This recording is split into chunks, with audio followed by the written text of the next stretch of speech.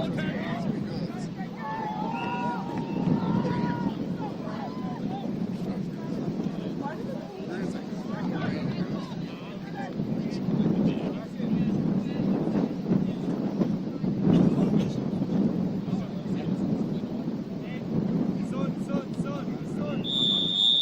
little late, but hello and thank you so much for joining us. You're looking live right now at the first play of action. It's a handoff run for UCD in their first game of the day against the Eagles. Thank you so much to all of you who decided to join us today. I believe that is Jacko Reardon who was on the handoff, because that does not look like Emily Houston, who normally wears number 42 for UCD. Games today, there will be 4. UCD will play in 2 of them, up against the Eagles and against Rebels II. Tom McKenniff on the underneath toss. Kaylee Veal, the snapper, takes it for a few more yards. This will be a second down play. First possession of this opening game for UCD.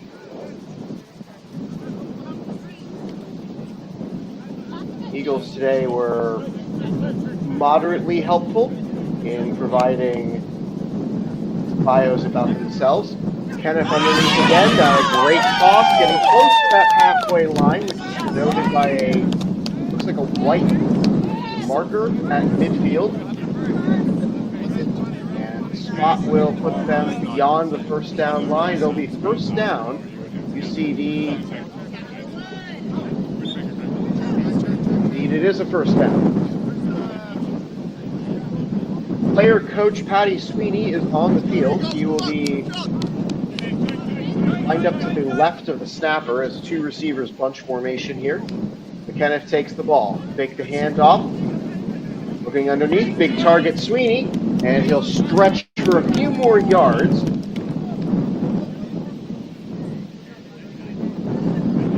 Not exactly sure what the side judge on the far side of the field is doing, that he's so far away from the actual spot of the ball.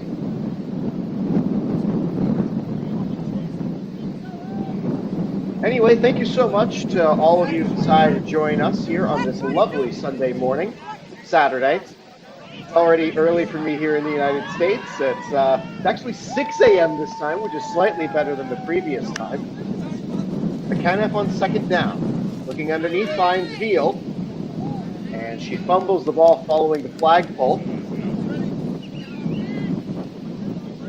I got a bunch of names and bios for people from the Eagles, but I didn't get a whole lot of numbers. So I only have 4 people with numbers, which isn't great for a 5-person roster. Underneath toss again. This one's for Sweeney. It's a touchdown, UCD. First score is on the board for the Sky Blue team. 6-zip UCD on top. They look like they're going to line up to go for 1 from the 5-yard line. Also go for 2 from the 10-yard line if they so choose. The room I am broadcasting from alternates between burning hot and ice cold, so I have a jacket behind me. 3 receivers tight formation around the snapper. Underneath toss and falling backward in for the conversion. It's 7-0.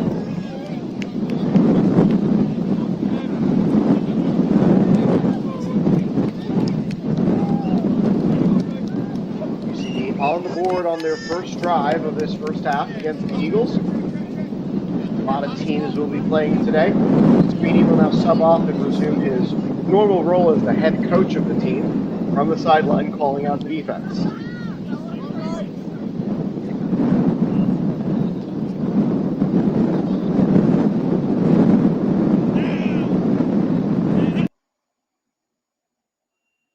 I'm 100% sure who the quarterback is.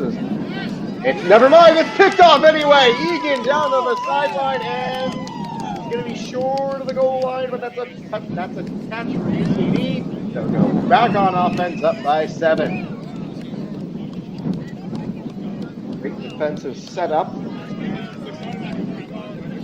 Eagles entering today's game number 2 in the AFI Division I South, where UCD resides in 4th place, just on the outside of the playoff spot. 2 victories today would do them wonders, but their destiny is out of their hands. It is a short toss from Sweeney for the touchdown. He finds Veal.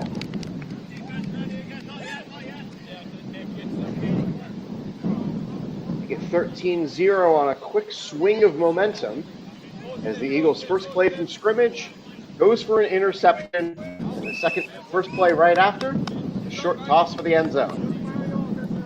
2 receivers right, 1 to the left as they set up the conversion for 1. McKenniff rolls to the 5, and it's tipped off the hands, incomplete. Makes it 13-0. 20 minutes rolling clock. We're about 5 minutes or so in to this first half of action.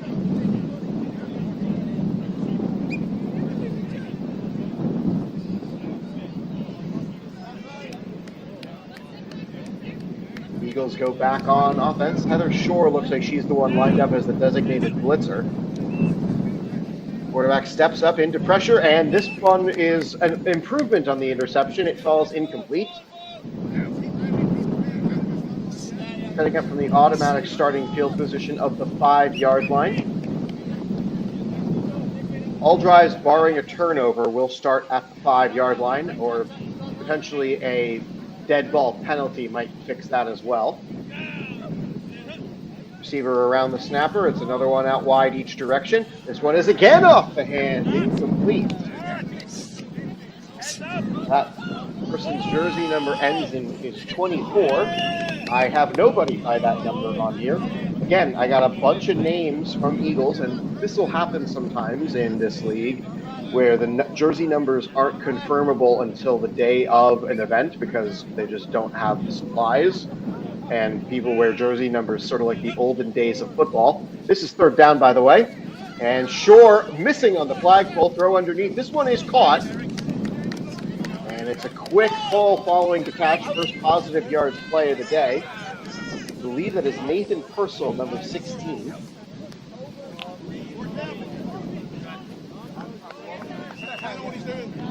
Anyway, the jersey numbers in Ireland for American football, they're not permanent, so they don't tend to stick with one player unless you keep your uniform. This one is underneath again, and 26 drops it. Actually, no, he caught it. Looked like he dropped it by the way he went down. First down of the day for the Eagles. Flag football tends to be a high-scoring affair. It's more a matter of how many stops you can get versus your ability to hold a team off the scoreboard, like it might be in tackle football. The numbers start to become a little bit more clear. White uniforms with black and yellow numbering for the Eagles. Another tackle for Egan. As number 12, who I also don't have a name for, on the catch.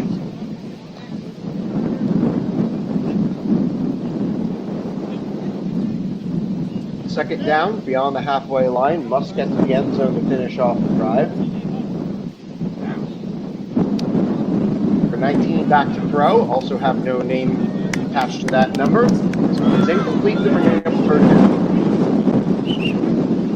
It is a 50-yard playing surface with 10-yard end zones on each side for a 70-yard field total. 25-yard line is considered midfield, so you must get 20 yards from the automatic starting position to reset the chains. No punts, no field goals. Offense changing their formation as getting late in the play clock here. 19 eventually gets the ball. Underneath toss, incomplete. Egan on the breakup.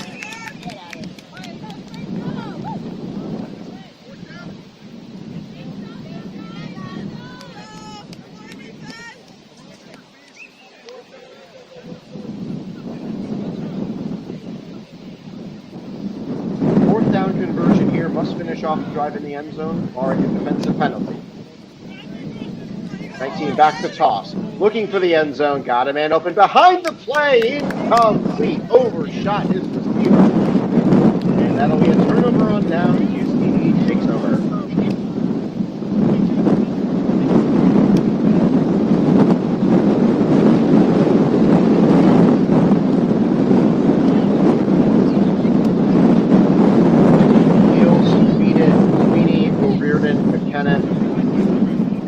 believe that's Michael Harvey lined up far right of the quarterback.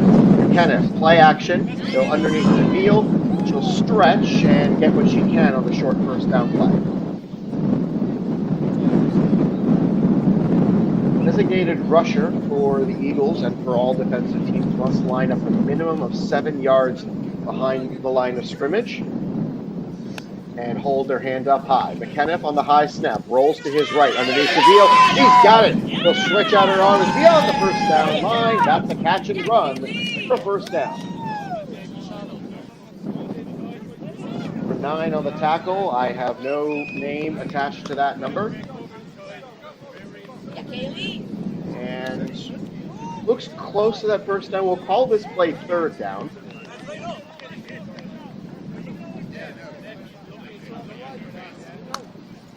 Kenneth looking over his options. Underneath to Veal, another short game. And Veal got around one pull before getting tackled at about the 17-yard line or so.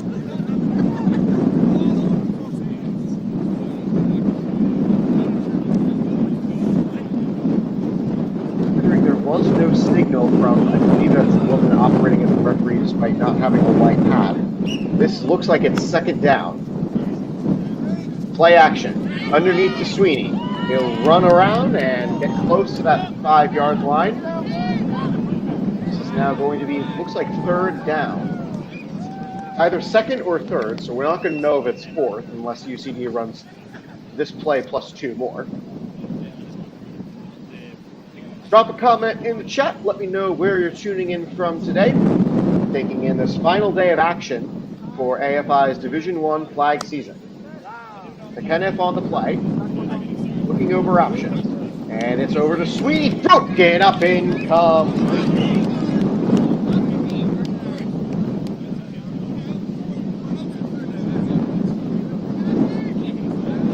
Take another quick look back at the league standings for Division I. Eagles entered today's game 6-0. With a point differential of 133. So this is either third or fourth down.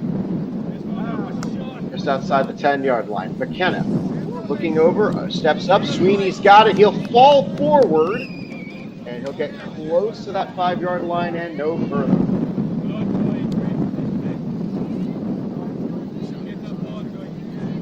Considering UCD staying out there on offense, that was not fourth down.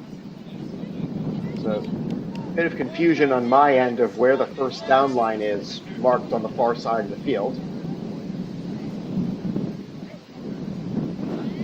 UCD entering the no rushing zone. Must be a forward pass play in order to be a valid play from this side, otherwise it's a loss of down penalty. Kenneth underneath throw, and it's incomplete. There is a flag on the play. Far side official is on top of it. Some contact and bodies falling in the middle of the field. As now the 3 officials in stripes will discuss what is going on here. 13-0 UCD leads on the strength of 2 touchdowns on their first 2 drives.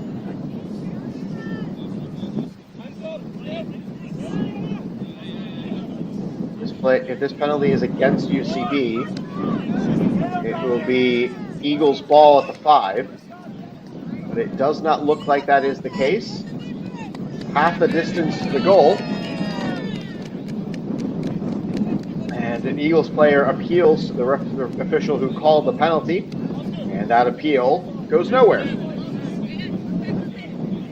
Inside the 5. And an automatic first as well for the defensive penalty. So UCD's got 4 cracks at the end zone here. Kenneth, the quarterback, 2 receivers to his left, 1 to the right. Sweeney is in the slot. Must be a forward pass, goes underneath to a reared and incomplete. With the reset after the defensive penalty, this is now second down. City again lining up from, it looks like, the 2. Although the far side official has been a bit off from the ball, preferring to stand back into the offensive side of the backfield. Everybody bunches around the center, all to the left. Tight formation.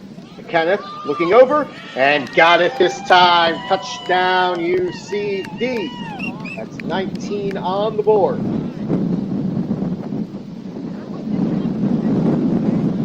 UCD building a good first half lead against a team above them in the standings. The win in this game would do wonders for UCD's ability to make the playoffs. Top 3 teams in each the North and the South Division make the playoffs. UCD sits right beyond the cutoff line at 4th. The lineup to go for 1 to make this a 20-point advantage.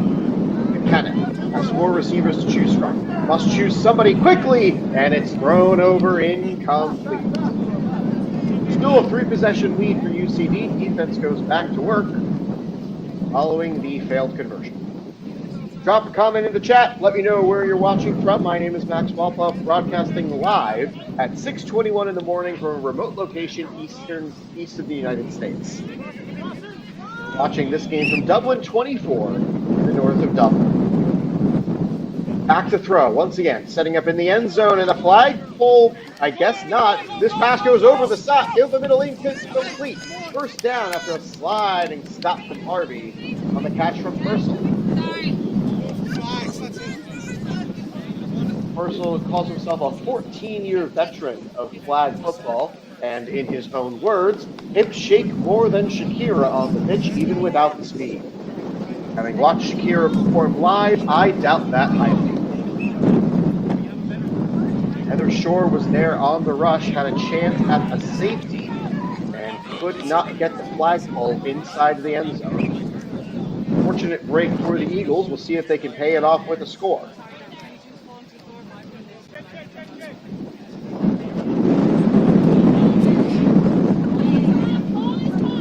This is the Eagles' 3rd possession of the day. Their first one ended abruptly thanks to a first play from scrimmage interception.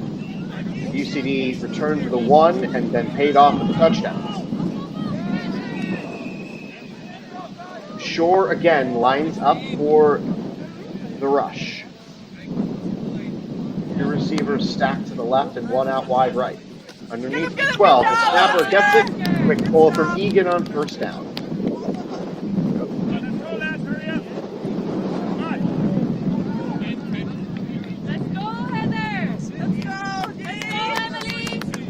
Looks like the Eagles are going to keep the same formation here on second down. Beyond the halfway line, must pay this off with a score. 19 back to throw. Shore on the rush. Throw to the right side. Got him and open. Incomplete. Could not bring it in.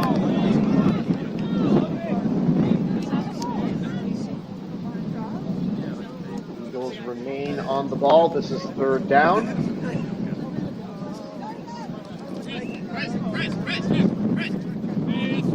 Closing in on the 2-minute warning of this half. I only know that because it's been a 20-minute running clock.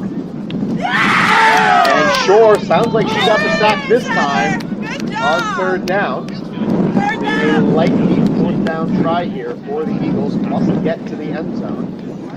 Sweeney is probably reminding his defense of that from the sideline. It looks like UCD is going to back all the way up to defend the goal line. That was a, wow, big loss on the play. In case you're wondering, our camera is powered by artificial intelligence and therefore doesn't do very well. Sorry, I have extremely negative opinions about artificial intelligence in general, and you can't talk me out of it. Here's the snap. 2 receivers left, 1 to the right. Shore comes close to another pull. As the quarterback gets it away at the goal line, it's tipped off the hand. Incomplete. Change of possession in order for UCD, and the Eagles once again are off the board. 3 possessions, 3 failures for the team marked in 2nd place.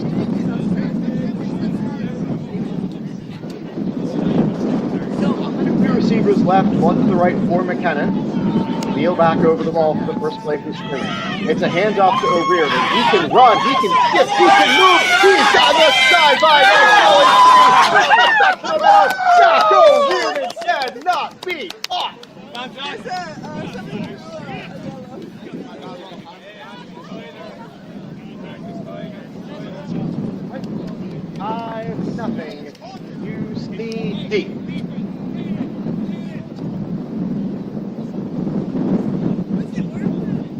4 possessions for UCD, 4 touchdowns for UCD. Great efficiency from the students in Sky Blue, as actually, despite O'Riordan running into the end zone, it looks like they're going to mark him potentially out of bounds. As, hang on, the officials are discussing.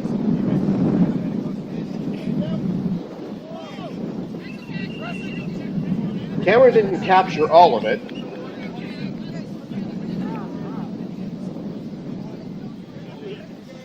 Wong Gwen Swan has a spare flag on the sideline. Not exactly sure who it's for. Fake the handoff. Underneath toss to Sweeney. Good catch, good run, getting close to the pylon. And this time, UCD pays it off with a score.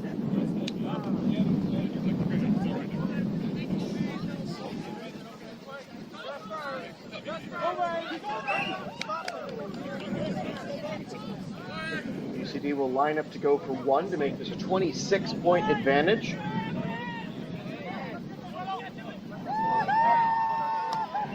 McKenniff has the ball. McKenniff rolls to his right. Throws underneath. Incomplete. 2 straight failed 1-point conversions, but UCD is up 25 as the Eagles get the ball back. Closing stages of this first half of action. There are other games going on at this complex in Dublin 24. Looks like a sunny day after some waterlogged days of rain that put into question whether or not these games could be played with field conditions. However, we're still playing, so that's a good sign. Receiver around the snapper. Delayed quick throw. And this is going to be a flagpole after about a 7-yard gain for the Eagles. Once again, it's worth reminding everybody, the Eagles were somewhat helpful with names. Not everybody gave me a number for their jersey, so Heather Shore on the rush. This one is across the, looks like close to midfield. From Purcell again.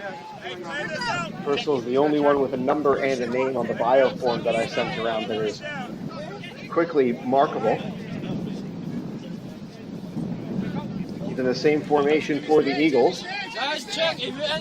Early forward motion from the far side receiver who cannot catch up to that radio ball. You hear it, but you can't see it as it flies right by you.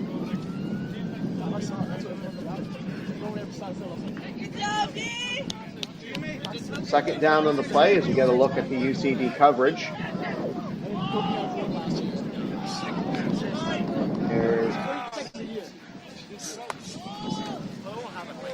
Here's the snap. And the throw again. Look, reversal. Egan with a dive. That's Hollywood for ya. Michael Harvey stops it.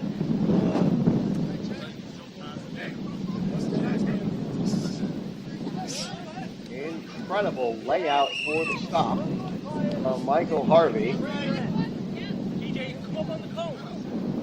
This is his 3rd year with the flag team and his 5th year with UCD overall. Score on the rush, and whistle comes before the ball comes into play. That is yet another sack for Heather Shore. That's her 2nd of the day. Here comes 4th down. UCD looking to keep the Eagles off the scoreboard. Quite an accomplishment for this prolific offense to be held off the board. Welcome in all our viewers around the world. Drop a comment in the chat. Let me know where you're tuning in from. Here. And I just heard a time check. There are 12 seconds remaining here in this first half. Get your questions in for halftime. Always curious to hear what our audience has to say. Here's the snap. Underneath to number 9. And Egan gets the pull. Frustration starting to build up here for the Eagles. This will be an automatic starting position once again for UCD. Not a whole lot of time to pay this off, but they did get an explosive play from Jack O'Riordan in the previous possession to start their drive, and they do still have both of their timeouts. No reason to have taken them earlier. Kenneth Playing it over the top, looking for Harvey. It's incomplete.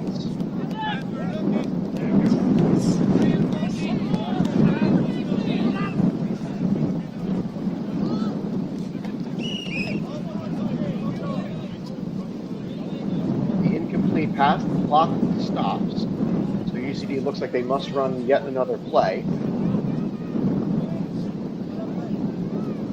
Sweeney lined up left side. He's also the offensive coordinator, defensive coordinator, and head coach for this team. Michael Harvey on the catch. He'll get out of bounds.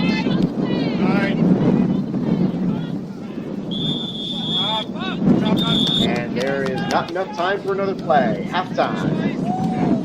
UCD up 25-0 as we are in the early goings of this great match day. Second half of action coming up next. Get your questions in. Let me know where you're watching from.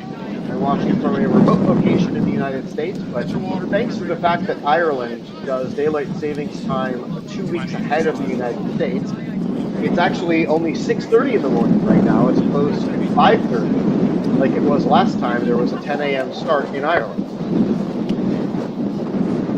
Converted GAA pitch, the site for today's contest, so thank you to everybody who has tuned in so far.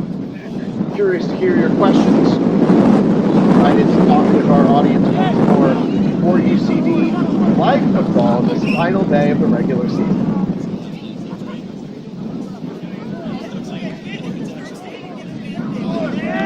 UCD is in a spot where they must win both contests. In Division I South to have any hope of qualifying. I am unfamiliar with the tiebreak scenarios. So if UCD does win both contests, they will finish the season 6-2. I don't know what the procedure would be because they would be tied on points with Eagles and Wolves. And given the results of this game, it looks as though the Eagles are going to be the odd ones out with a head-to-head tiebreaker. However, if the tiebreaker is point differential, UCD has a little bit of catching up to do to the plus 133 of the Eagles.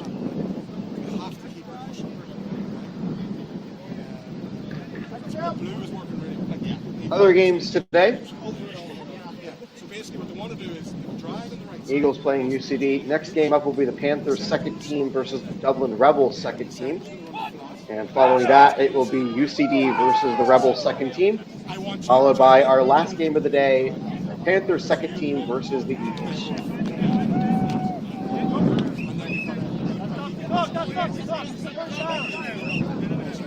Thank everybody for tuning in. It is a short halftime interval, so second half of action will come quickly.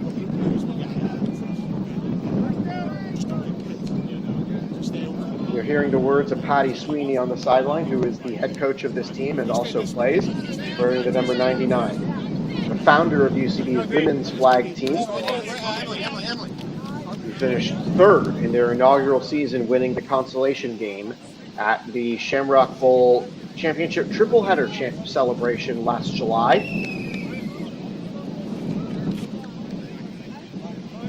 UCD keeping their starters on the field to open up this half.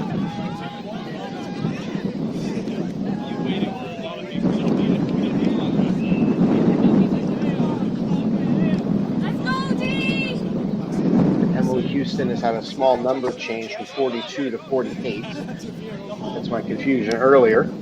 Here's the snap for Eagles as they open the half with the ball. Shore misses on her sack attempt. 12 on the catch and run. Get across for the first down.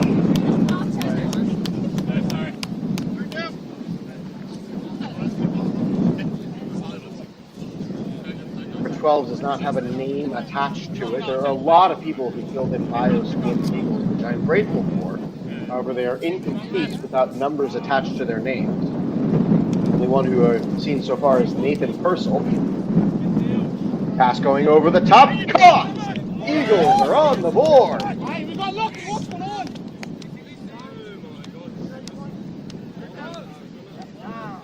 Actually, wait a moment. No score. The camera didn't catch it, but there was a sack on the play. So wipe the touchdown off the board. Second down beyond the halfway line. Two receivers right, one to the left. As now there's a bit of a disagreement as to where the ball is lined up. You got first down the last play. So spot was a little bit wrong, and the official lining up where he does not help matters. Shore on the rush. Quarterback eludes pressure. Nice, good time, Jamie, good time. Jamie Ahern O'Connell on the stop. So that's Oscar Egan still.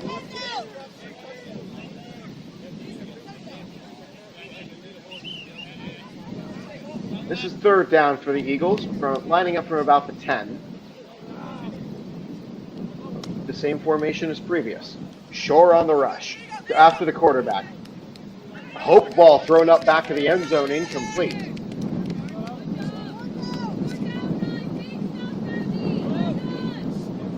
Stop here for UCD would keep the Eagles off the board, give UCD the potential to put some nails in the coffin early here in this second half.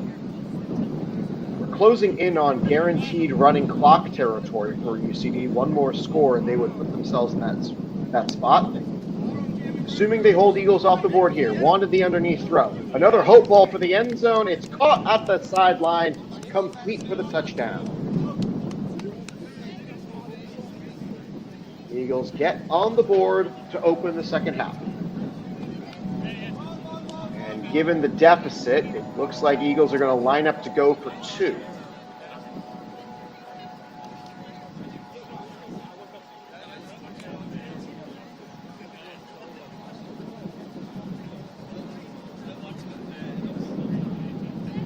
I wish I could tell you more about who the Eagles players are, but I am unsure who was on the field.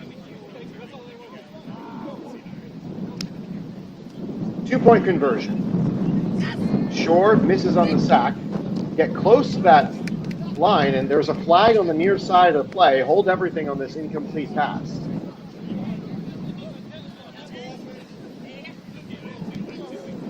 Official will confer on the sideline, as I did see a flag get thrown, so we're going to hang on here. All right, looks like it was nothing, which means UCD lines up on offense, 25-6, they lead. Play action, underneath throw to Sweeney, and he will get a short gain after a tackle from number 5, who, once again, I do not have a name attached to that number.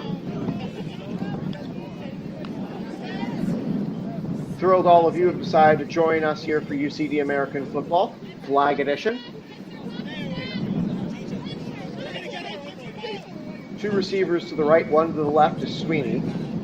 As the offensive coordinator on the field, he'll shout out formation instructions as well. Handoff to Reardon gets bungled, incomplete. Sets up a third down chance here.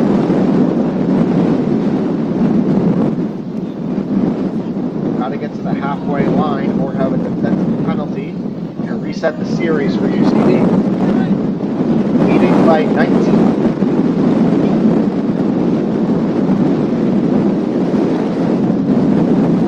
Heavy winds in Ireland as UCD going to run down the whole of the play clock as much as they can. McKenna rolls away from pressure. Looking long for a Reardon, incomplete.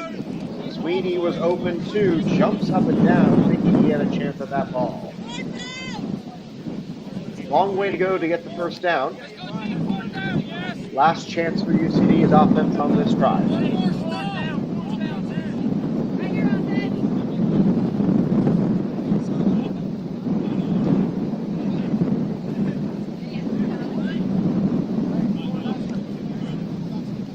Two receivers right, one to the left. They'll send O'Riordan in motion. More accurately, the head coach will send O'Riordan in motion. Veal on the snap. McKenna's got a long toss to make. We'll go underneath to Sweeney. It's going to be a long run for the coach. And he'll get close, but not quite to that first down line. As a flag comes in late from behind the play. Officials will discuss. Could still be an illegal contact penalty against the Eagles.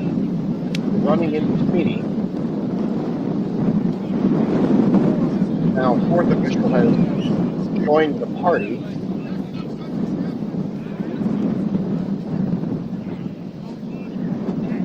Curious decision here, as a defensive penalty would give UCD another chance on this drive.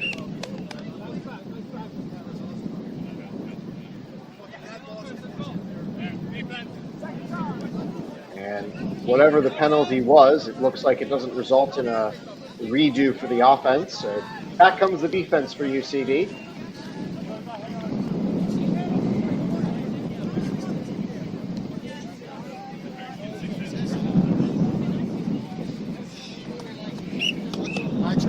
Harvey, Houston, Shore, Egan, and I can't tell who's on the far side of the field for UCD.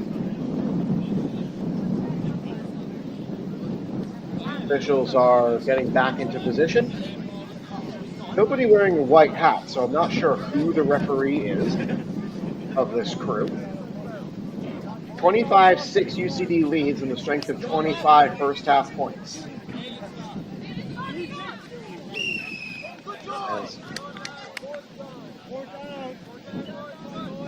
Sounds like whatever the play going on is fourth down. So this is what's going on. Looks like it was a dead ball penalty against the Eagles on that last play. So they'll enforce it half the distance to the goal from the automatic starting position. If Shore can get a good rush here, this might be a safety.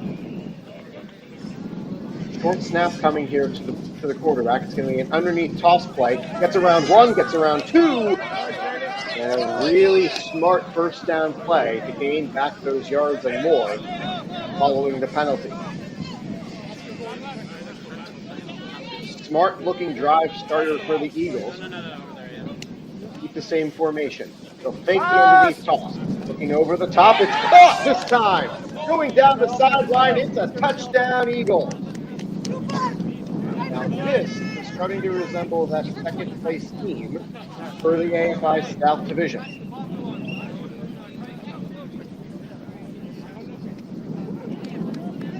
Eagles will once again line up to go for two to make this a 9-point game. It'd still be 2 possessions, as the max you can score on any given drive is 8. Shore, heavy rush, misses on the flagpole, trying to get it underneath, overshot his man, incomplete. So 2 touchdowns on their opening 2 drives of the half. Eagles failed both 2-point conversions. They stay behind by 2 possessions.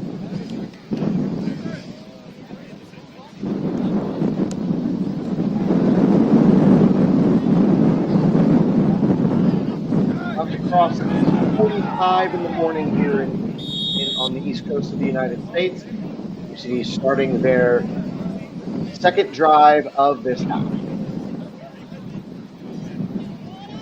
She scored on every drive save 1 on the previous half. Take the toss one way and Beal stretches for a few yards, short gain.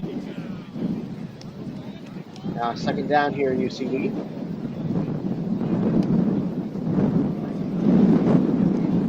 Fields from County Waterford, East River, calls herself in the player comparison to Jason Kelsey, longtime center for the Philadelphia Eagles, and successful podcast host, something I can't say for most podcast hosts. Underneath throw is incomplete, wanted Harvey.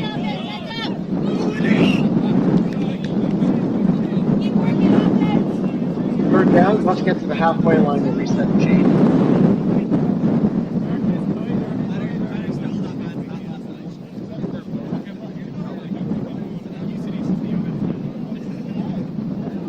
Dynamic is like with the head coach in the huddle with you. As after a short gain on first down, second down went nowhere. Here's McKenniff on third down. For Sweeney, got it open complete. Down the sideline he goes, and it's a first down.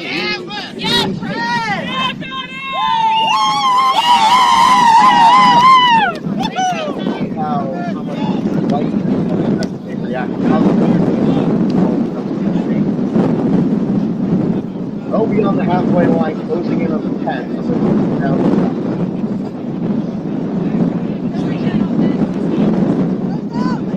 Harvey going out wide. Right. So Reardon lines up in the spot with Sweeney far left. Gill will snap the ball. Silent count for McKenna. It's an underneath rugby toss play. And Sweeney will stretch, getting to about the 6 or 7 yard line. Definitely something that a lot of the players on the UCD's team are used to doing, playing rugby. Many of them started out as rugby players themselves. However, something McKenna isn't used to doing with that is tossing it forward. It is not allowed by rugby rules. Second down, and looks like goal to go from the 7. Kind of a high snap. He does not field it. Probably best case scenario with a heavy rush coming on. So now it's 3rd down and goal to go from the 7.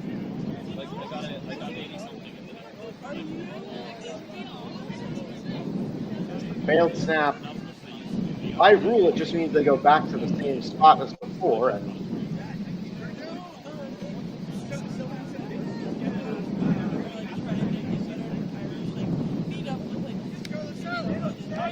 they actually spotted it further ahead. Might have been a defensive penalty that I missed because they didn't signal it. And another breakup by the Eagles on the doorstep.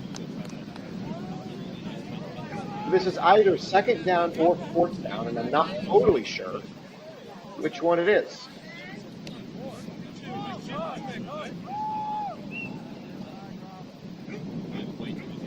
Offense gathers around.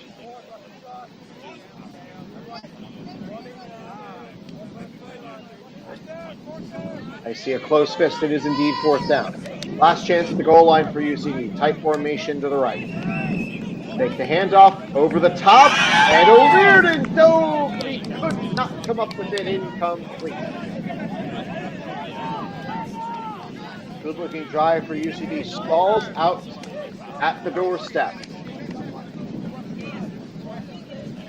Egan, Ahern, O'Connell, Shore, Houston, and Harvey set up for the defensive side of the ball for UCD. Looks like the same-ish 5 for the Eagles. They fake the underneath toss. It's over the middle. It's complete. And Egan misses on the flagpole all the way down the sideline. He scores! 3 drives, 3 touchdowns. The Eagles are making it interesting. I check, let's go. Curious decision here for the Eagles following that score. Do they go for 1 to make it 6 points? Or do they go for 2 to make it a 5-point advantage? They are now down by 7. They will opt to go for 2. It's a 1-possession lead either way, but a touchdown might put the Eagles in the lead if they get this. Shore on the rush.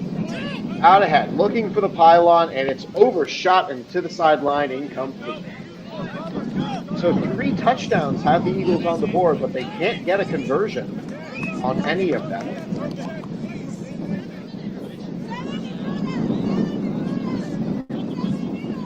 Go for 2 each time and fail each time. Wind starting to pick up in Dublin 24.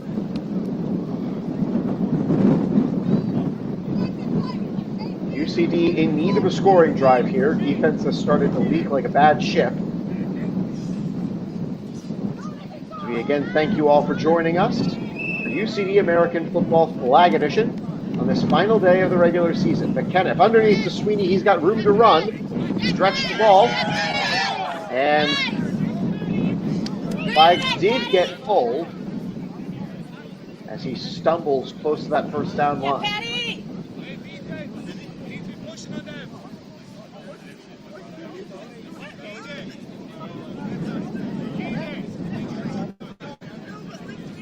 Second down, UCD. Eagles defense trying to keep the 0 on the board for this half. They leaked 25 for the first half of action. 2 receivers left, 1 to the right for McKenna. McKenna fakes this handoff to O'Riordan. Veal underneath, and it looks like she'll get close to, if not get that first down. Looks like a beautiful sunny day in Dublin with definitely some high wind, but what else do you expect from fall?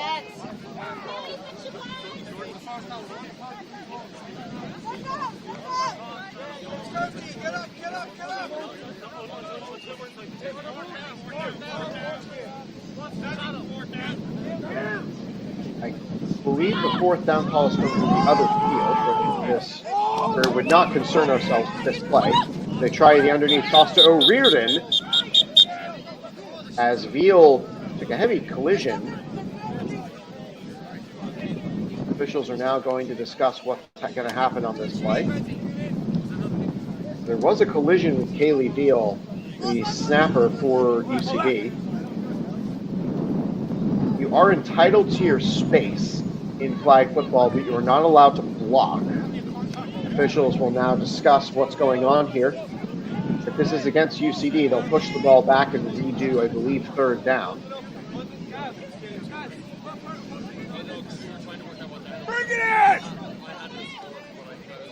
Beautiful day in Dublin. Get your questions in. Always curious to hear the global reach of UCD football, as they are indeed going to march back the yards for UCD. All right, blocking foul. Official once again did not make a signal as to precisely what the penalty is, but I can infer that it was on UCD. The bird has decided to land in the end zone. For whatever reason, our camera seems fascinated with it, as if it's a 40-year-old man. That was a birding joke. Please clap.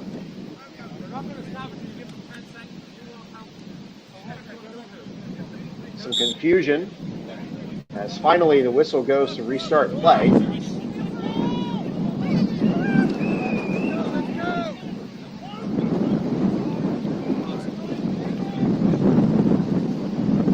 Not 100% sure what the holdup is here. Eventually the play is going to start, and Veal gets the catch and run. It was beyond the first down line. Resets the chains, UCD first down. Every play UCD does have the ball is yet another play the Eagles are not going to score. Likely, of course.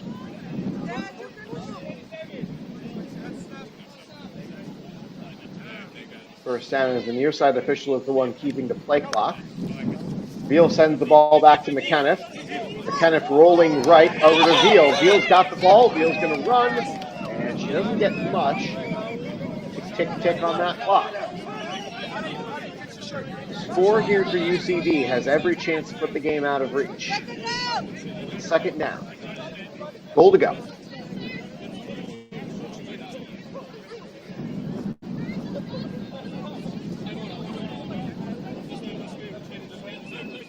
We're thrilled you've decided to join us on this Saturday morning.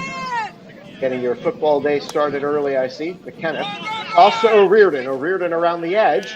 And he doesn't get a lot, but he gets to the 11.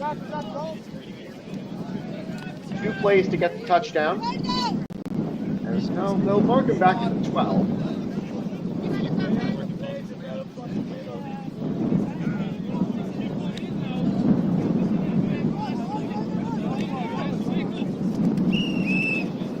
Veal will spot the ball closer to where she likes it.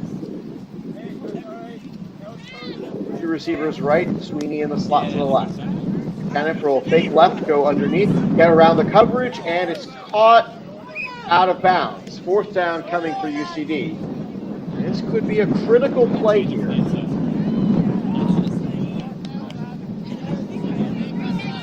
It is a 7-point lead for UCD. A touchdown would require a conversion for the Eagles on the next drive, and they have struggled making those here in this half. 2 receivers left, 1 to the right. Harvey, O'Riordan, Sweeney go the order right to left.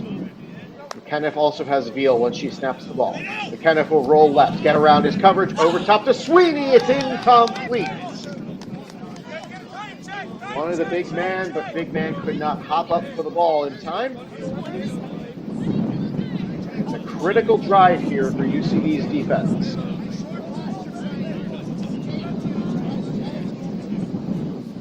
Eagles have scored 3 consecutive times on their drives. They have not gotten a conversion yet, and they trail by 7. Underneath the toss back to the snapper, and Shore with an early pull. That's actually Michael Harvey with the flag, and that is a short gain to about the 9.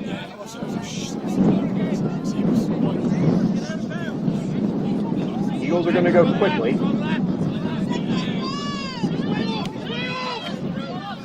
Faked underneath toss. Wait a second. Flag on the play.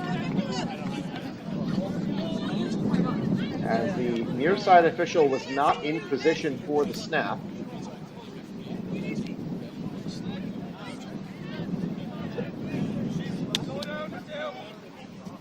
This is 2nd down. Near side official was not ready for that play to start, as she had not yet marched off the 7 yards for the designated rusher.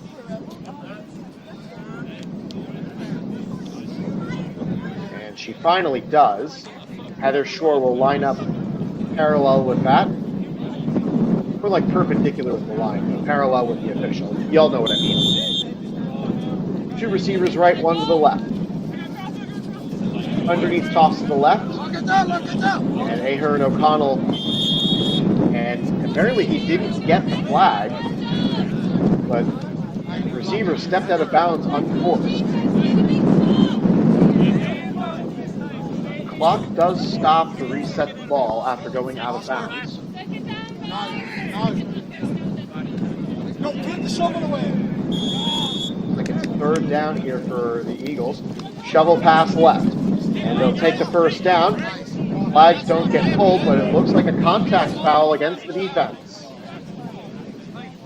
Receiver went down. That is number 20, Rob Curran. 58-year-old veteran, plays lifelong Pats fan.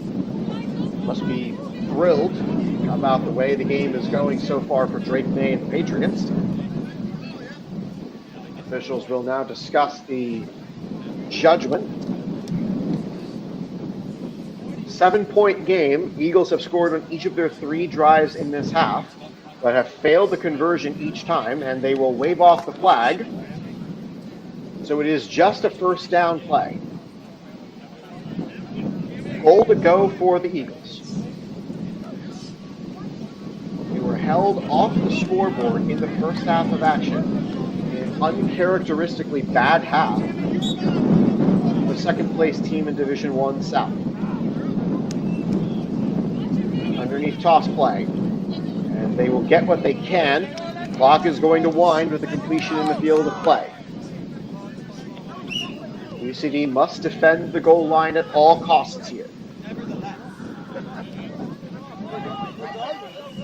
Inside the 10. 2 receivers right, 1 to the left. Underneath toss play again. They fake it both directions, going out to the end zone. It's complete. Touchdown Eagles. And they now trail by 1. The Eagles are going to go for the win. They have failed the conversion each of their previous 3 drives when they've scored. Conversion here would mean the Eagles lead for the first time today. UCD defending the front of the goal line.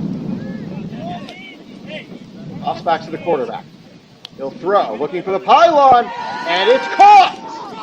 Eagles lead, 26-24. Any scoring play here for UCD puts them back in the lead, but they are now running up against the clock.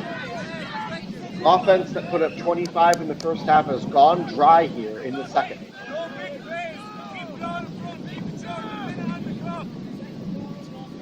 The Eagles, the clock that was their enemy, is now their friend. The Kenneth rolls, throwing out to Sweeney. He's got a lot of room. He can run. Throwing out to the sideline. And he'll get through. Lost the flag in his right hip. And looks like he got hit in the face as well late on the play after the flag got pulled. A great first down play for UCD as their offense moving early. First down, UCD beyond the halfway line, must finish off the drive with a score to take the lead. 5-0. 5-0. 2 receivers left, 1 to the right. Back to McKenna. He will throw to the end zone for O'Riordan, and O'Riordan stumbles incomplete.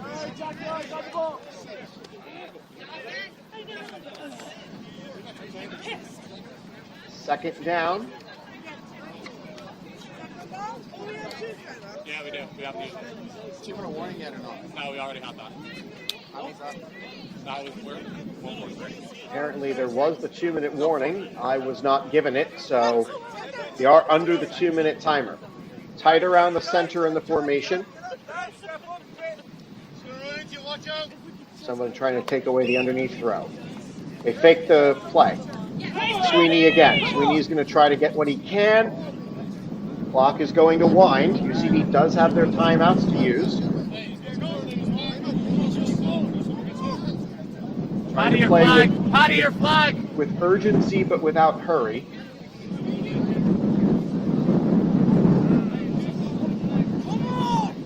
As UCD trying to score on the last drive of the game and keep the Eagles' offense off the field as much as they can. The Eagles' offense come to life here in the second half. They were lifeless at first. Kenneth reorients his offense.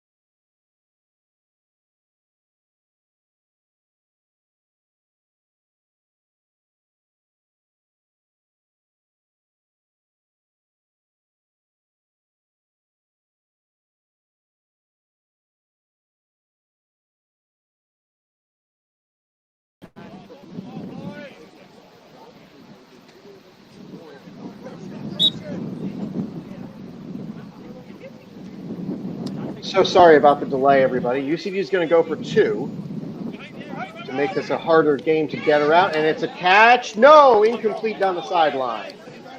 Sorry about the delay. Had some technical issues on my end. Last play you saw was a Patty Sweeney touchdown catch. UCD fails the conversion, so they only lead by 7. Wanted to give themselves a 2-possession cushion. We are under the 2-minute warning here in the second half of action.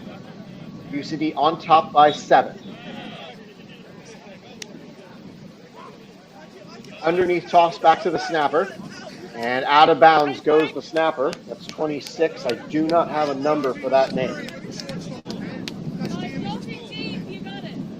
With going out of bounds, the clock does stop. Sweeney, the head coach for the team who caught the most recent touchdown, is calling out the defensive formations as well. Eagles in a must-score situation, going all the way down the field, and it was caught. However, it is short of the goal line. Couldn't see who caught it, and I never saw it go into the end zone. Official is spotting it inside the 5.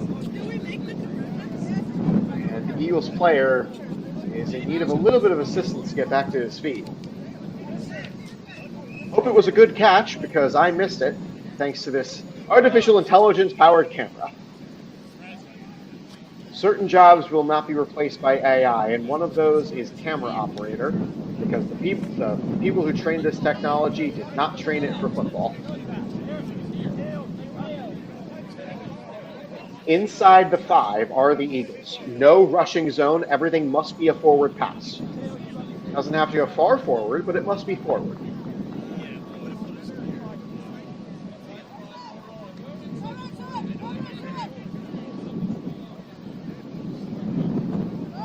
UCD up by 5. Touchdown here gives the Eagles the lead. One in the underneath toss. Goes back short, can't get the sack. And this time he fumbles the throw. Heather Shore did enough to disrupt the throw, and the quarterback, I don't know what happened there. Incomplete pass sets up second down. Unsure how much time is left in this critical move here for UCD. They are up only by 5. Tick goes the clock.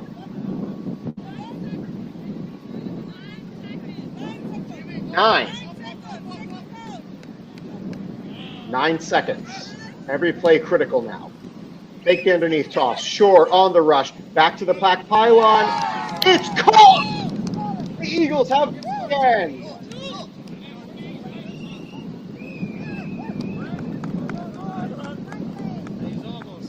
An untimed conversion play, as it doesn't exactly matter how much the Eagles go for here. UCD must get a touchdown, and there's no chance for a 3-point play. However, if UCD does get the turnover here on this 2-point conversion and run it all the way back, UCD would take the lead. So curious decision to go for 2. Here's the snap, the run, throw, and it's thrown away.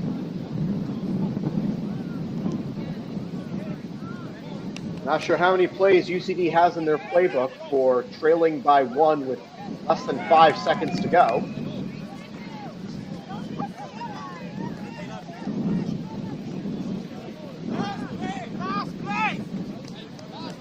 Last play, barring a defensive penalty, and it looks like the Eagles are going to concede the underneath throws.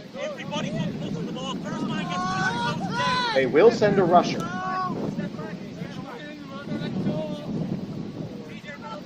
See what UCD has here. Snap to Sweeney. Back to McKenna. McKenna is going to run.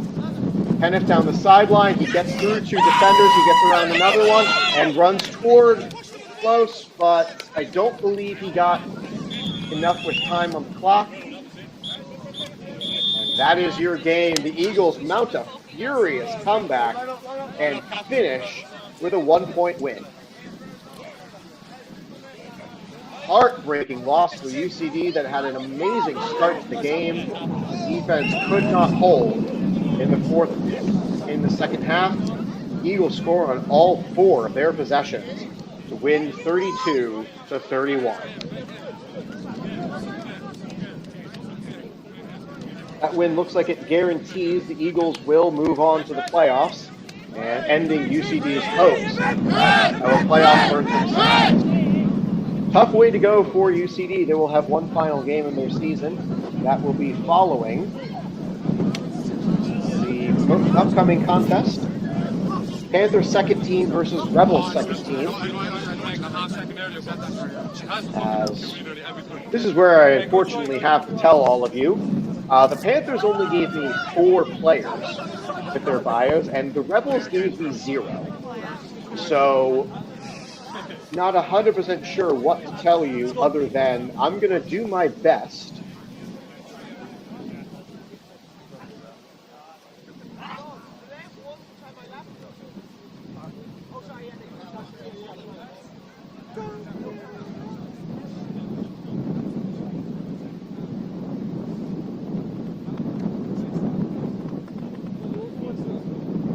Game will start shortly on this field. Panthers will be up against the Rebels. UCD with that loss eliminated from contention for the top 3 and unable to secure a spot in the AFI South Division playoffs. Tough way to go for a team that is still relatively new in competition. Had a great start to the season, but tough loss against the University of Limerick, and here a heartbreaking 1-point defeat to the Eagles separates them from the playoff spot. Still one game to play, lots of pride and potential positions for next season as well. Panthers and Rebels will be the next team. I'm going to take a short break and come back. I will be right back with you. Don't go anywhere. You're watching UCD American Football on the UCD American Football YouTube.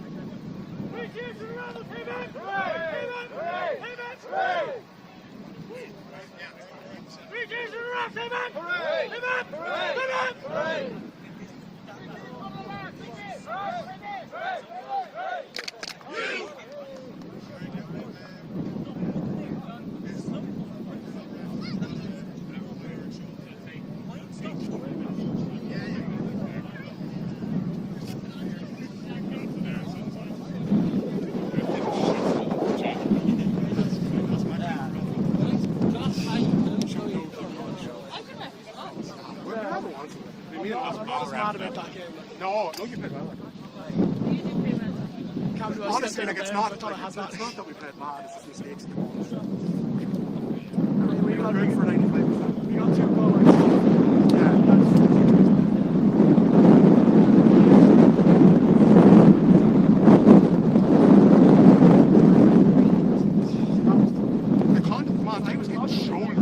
Shouldered at about the last second run, I was getting like punched as well. Crazy. Oh well. They were just. They just won.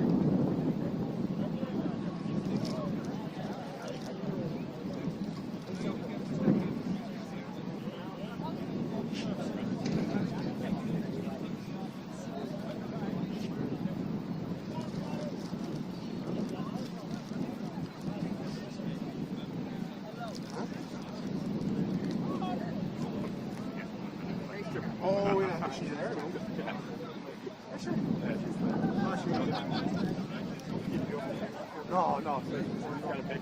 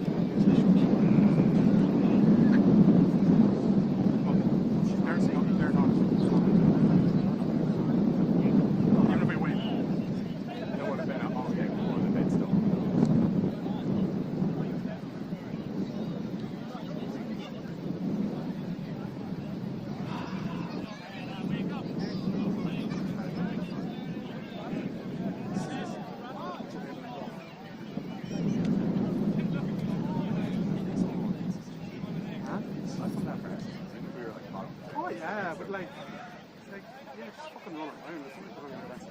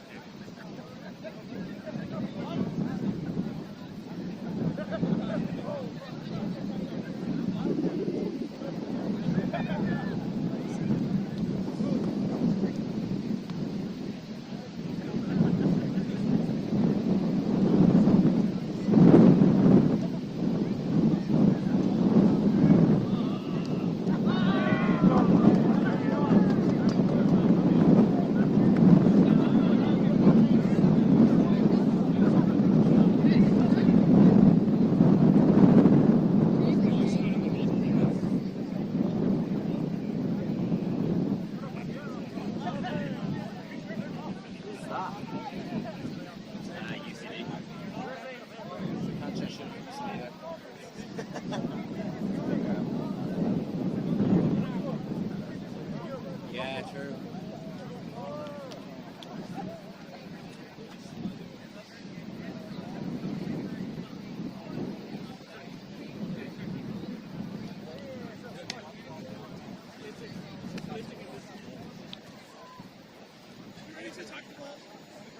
Hello once again, everybody. Thrilled that you've decided to make us part of your Saturday. I'm Max Wolpoff, the voice of UCD American football, as shown by my coffee mug, which is currently holding tea, so I guess that makes it a tea mug.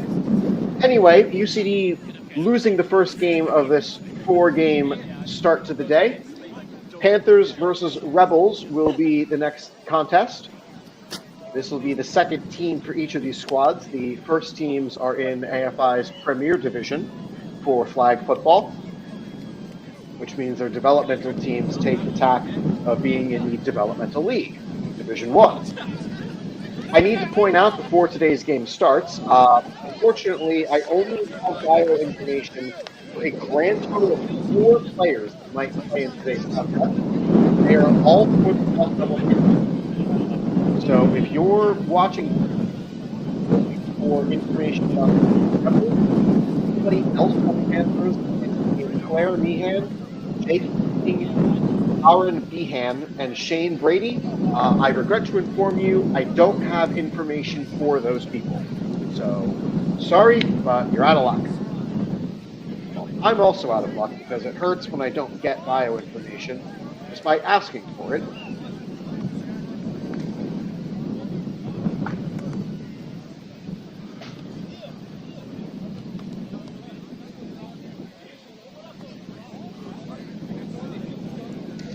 This is the South Dublin Panthers team, by the way.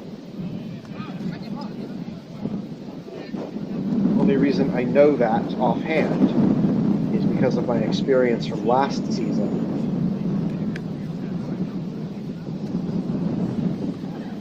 Dublin Rebels wear Rebel Red, as the Panthers look like they're just getting set to warm up. Game was slated to start at 11:15 local time, 7:15 Eastern Standard Time here in the United States, as we have not fallen back to daylight savings time yet. Or actually Eastern Daylight Time, because we haven't gone back to Standard Time. And it figures number 17, who is lining up to take reps at quarterback, is not one of the names I have for bio information. So again, get your questions in. You got plenty of time before this game kicks off or starts, because there is no kickoff in flag football. Sorry, I'm just very used to that being the nomenclature. If you're interested, there are links in the description to help us cover costs for these streaming services. These are not cheap. Neither is the camera service that we use. So please consider a donation. Revolut and PayPal links are both in the description of today's game. And if you're looking for a QR code, you can find that in several of our games from last season. Typically, it is the last graphic that I showed, because unfortunately, because we're back on the free plan here for StreamYard, I can't show you the graphics because that is a premium feature. So anyway, tough luck for UCD on their previous game. A 25-point first half, but could only score once in the second half. And the Eagles offense that was second in the league came to life in the second half, scoring on all 4 of their drives and finally getting the conversion that was necessary late in the game.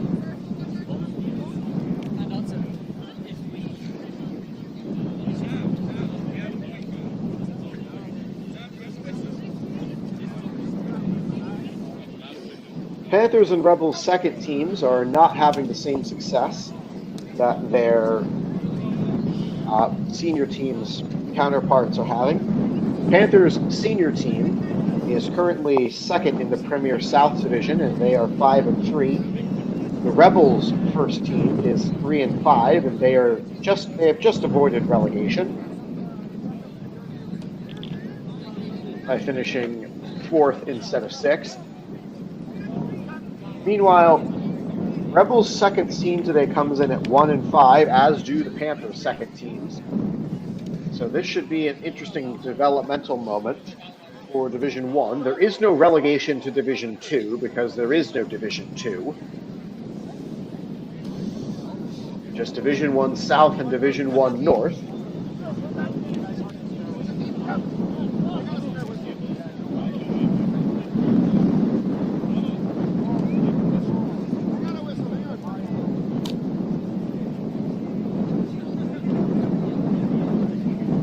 The sun is starting to rise here on the eastern coast of the United States.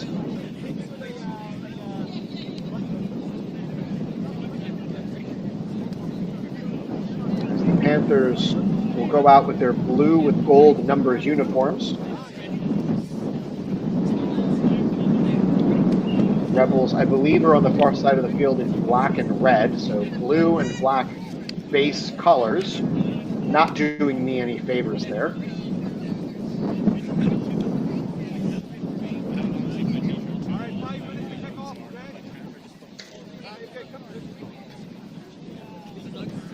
Here's the 2 captains. No, Shane Brady filled out his bio. I don't have a bio for number 30 of the Panthers' second team.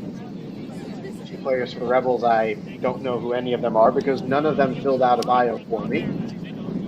So it's going to be a bunch of generic calls for this contest. I am sorry in advance for everybody. It's a real shame.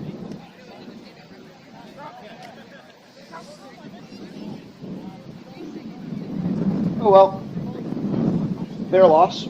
I'll sip my tea and watch some good flag football alongside the rest of you. Drop a comment in the chat. Let me know where you're tuning in from. Always curious to hear from our viewers around the world. It looks like the Panthers have won the toss and they defer to the second half. And we will start from right to left across your screens. The man in the dark blue jacket is Oscar Egan. of UCD's team. Many players in flag football as well as in tackle are cross-trained as referees.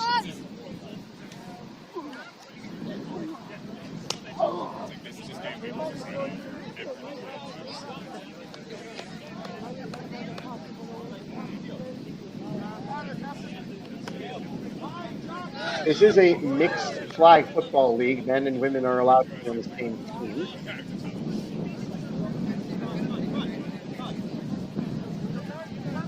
As the Rebels will open on offense. And their uniform numbers are not super visible. Well, this is going to be a challenge. Who's up for it with me?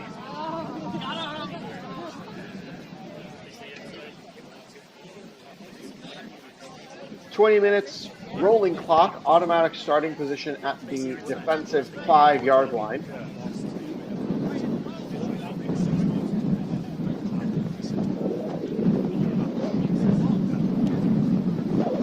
Panthers will occupy the near side sideline and Rebels will occupy the far side sideline.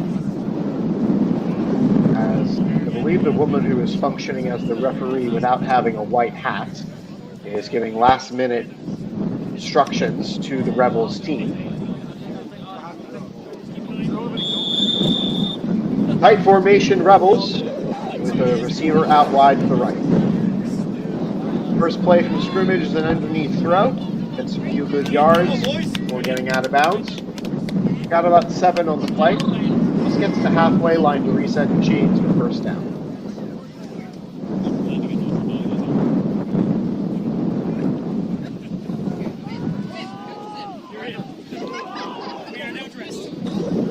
Spread out the formation a little bit more. Underneath throw, caught, getting what she can, and they'll get across the first down line too. Actually stepping out of play. Brings up third down for the Rebels.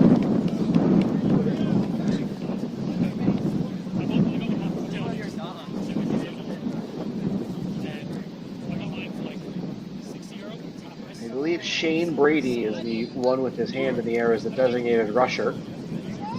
Looks like an all-women starting 5 for the Rebels.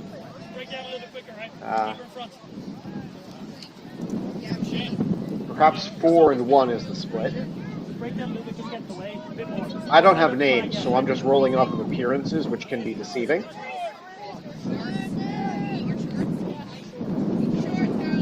Game is underway. This is their first drive of the game.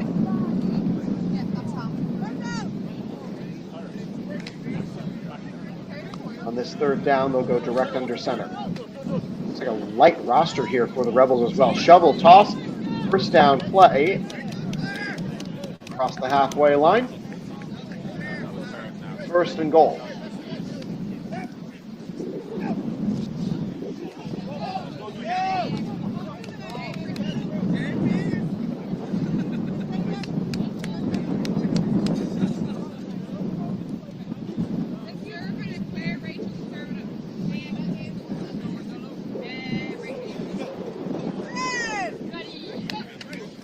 Whoever set up the uniforms for the Rebels clearly did not think their uniforms would be seen 360p as this first down pass goes incomplete. So the numbers really are not legible from this camera. That stinks too. Second down play as the Rebels did get beyond the halfway line. Under center snap here. Shovel toss back to the center. Good pull from number 30, sets up a third down.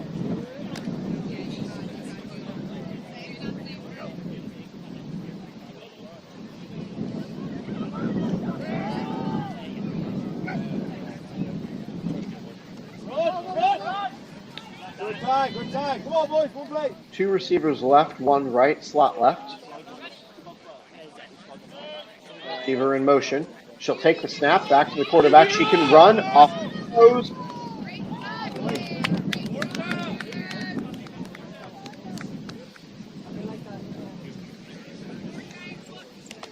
Fourth and goal. Lining up from inside the 10.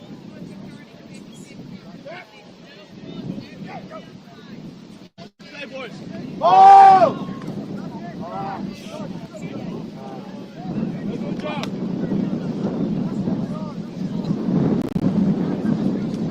Come on, boys, make it over here. Make it over here. Another slot receiver left. Rolling out left, quarterback throw. Over to back of the end zone, and it's broken up. Interception. With it being 4th down, it's more of a statistical throw. Number 7 had to get rid of it, wanted a receiver, ended up throwing a pick.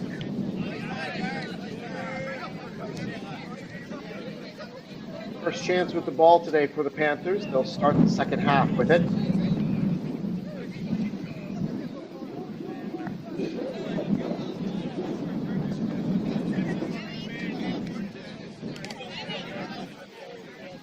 Two receivers right, one to the left.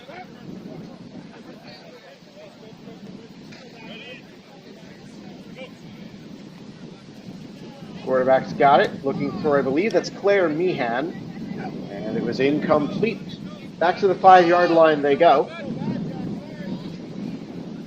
That's quarterback is number 17. I don't have a name attached to that number, so not totally sure who you are.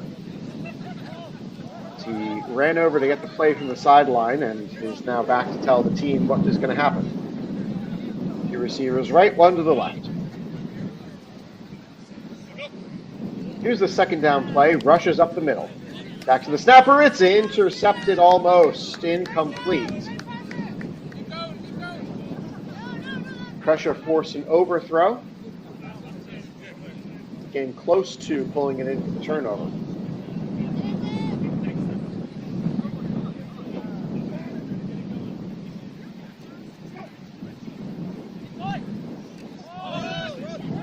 Tight around the center, spare one wide out to the right. This is 3rd down. They'll throw underneath to Meehan. Meehan gets around one, but couldn't get around a second. And it's a short gain for a long 4th down play here.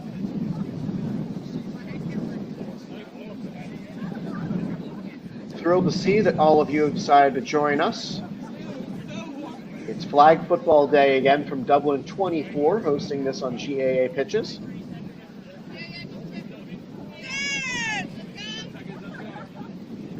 There are other games going on at this complex, but because the cameras only take one half of the plays, we're only going to get that side. And this looks like it's going to be a false start penalty on the Panthers, and this 4th down play just got harder.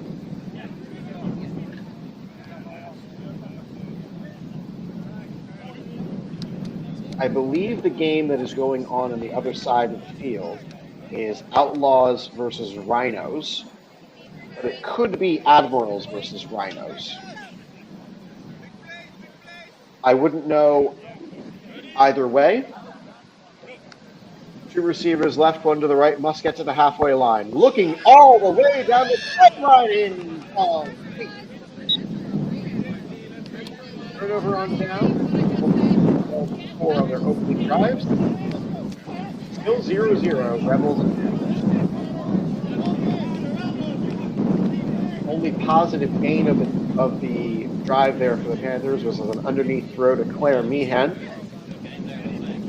Claire started playing flag September of last year and also plays tag rugby. You'll see here on offense and defense she wears the number 5.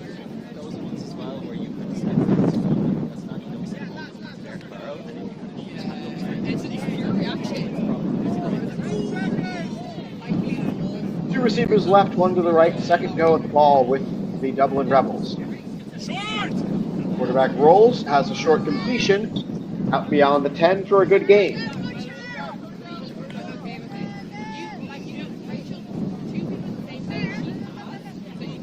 Next game coming up will be UCD versus this Rebels roster, followed by Panthers up against the earlier victorious Eagles. Second down play, heavy rush on, gets around, eludes the pressure. Great job, girl. Has a flag pull from 15.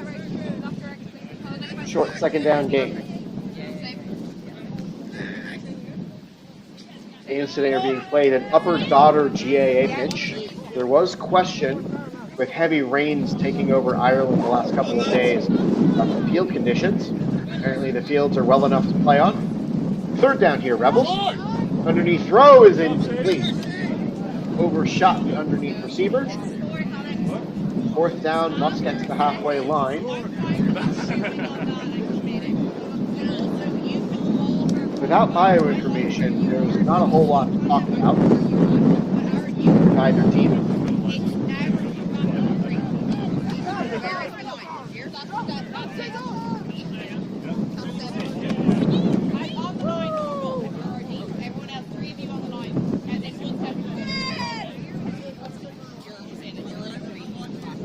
Spread the formation with a slot receiver left.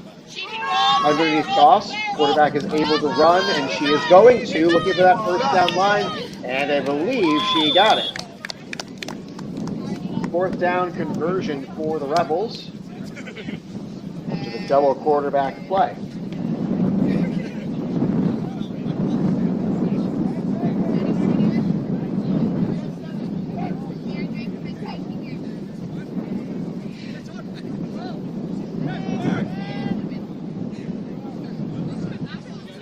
Drive stalled out at around this point last time. They were able to get beyond the halfway line, but could not get into the end zone. Their fourth down play in the end zone.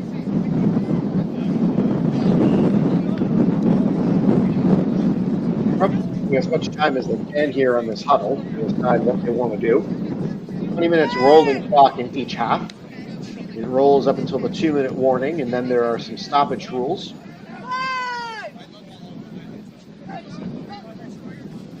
Pushing from the far right. Flag on the play, as it looks like another in the backfield play on the completed pass. So hold everything here after this first down action.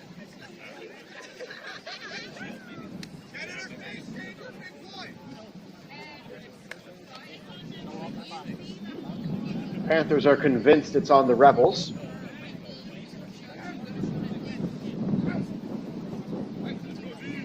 I can't tell either way. Shielding. It's a blocking foul. So that first down play goes for negative yards. It'll be first down again from beyond the halfway line. Recrossing that halfway line on this play will not result in a new first down.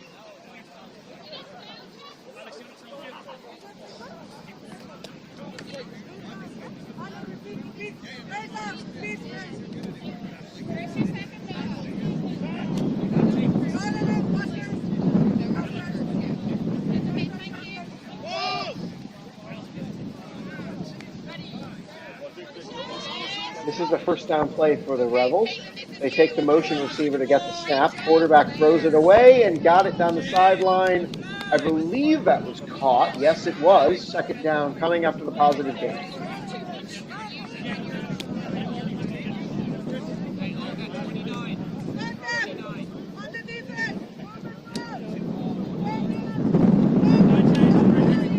They will call a penalty on the defense and march this all the way down inside the 10. As Oscar Egan, the UCD player, I believe, is the one operating as the side judge.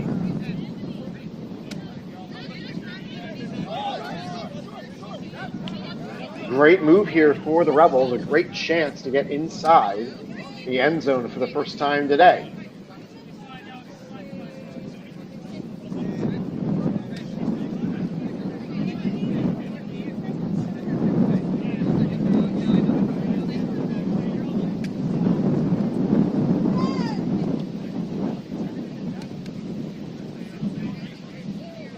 Quick respot from the down judge on the opposite side. Declared rusher is going to go up the middle. It's another double snap play, but they don't do it properly. So after the defensive penalty gets the Rebels first down inside 10, an offensive penalty will march them back just a little further.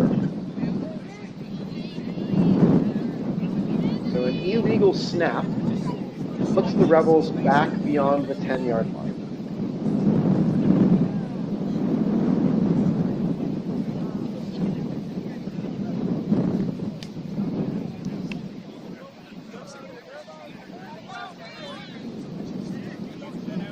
They'll keep the same formation, and they'll spread the slot receiver out a tad further. Another double pitch play. It's going to be back to the original quarterback, and it is a sack for the Panthers. So that play ended up as a disaster for the Rebels. From 1st and goal inside the 10 to now 3rd and goal from beyond the 20.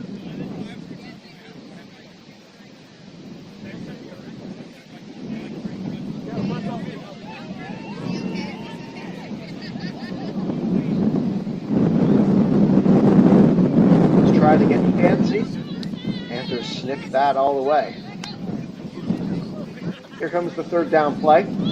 It's an underneath throw. This one will be caught for positive yards. Getting down the sideline. No flag pull until about the 6.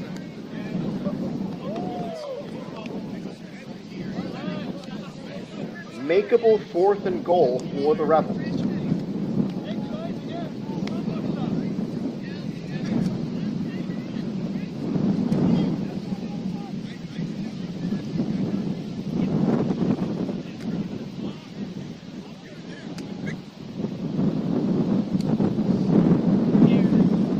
About where 1st down was on this drive following the defensive penalty. Rebels got backed up close to the halfway line again, and now they are right back where they started. 7 back to throw, rolling right into the end zone, and incomplete. There was a sack, and it doesn't look like this is going to change the ultimate outcome of a turnover on downs.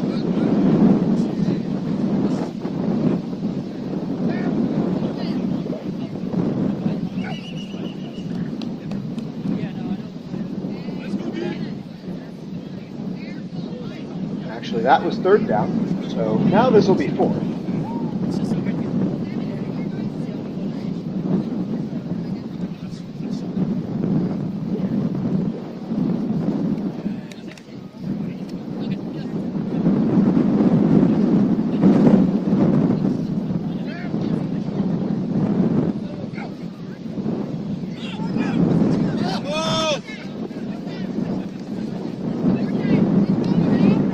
So this is now 4th down, following the loss of yardage on that sack.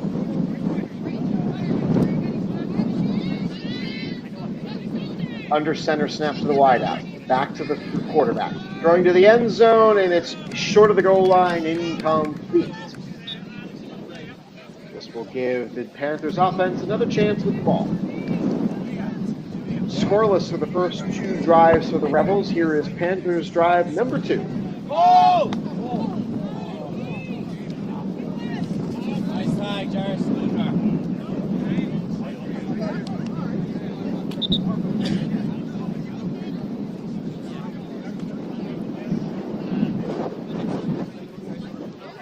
Back to the automatic starting field position. 5-yard line on the defensive half of the field. 17 is back to throw for the Panthers. He's got 2 receivers right, 1 to the left. Looking underneath. Now over the top down the sideline. Got it one open and complete.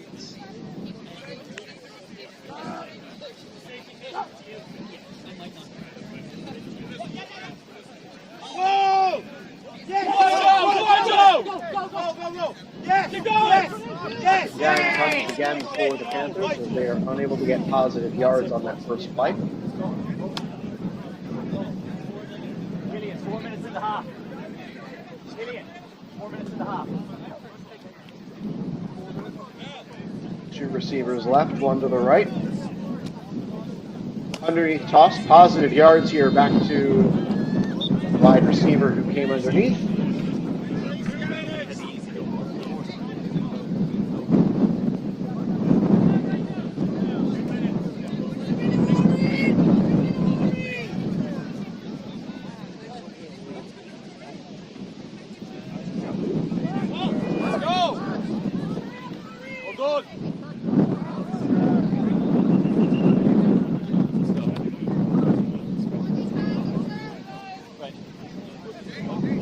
Third down from the 10. Declared rusher is, I believe, number 23. Meehan in motion. 17 back to throw. Underneath toss, incomplete. Had 11 and had 30. Neither could come down with the ball. That was third down. This is fourth. Belated happy Halloween to when we went out celebrating last night. Because I had to wake up at 5 in the morning to do these games, I did not go out. I barely stayed awake to watch the World Series last night, which ended in a fantastic double play if you're a Dodgers fan, and a base running blunder if you're a Blue Jays fan.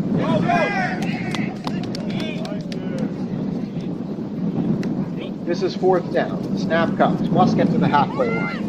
17 rolls underneath. Toss. Could not bring it in with a one hand. Jake Keating unable to come down with the ball. That is a turnover on downs for the Rebels. What's up, Owen? Good to see you.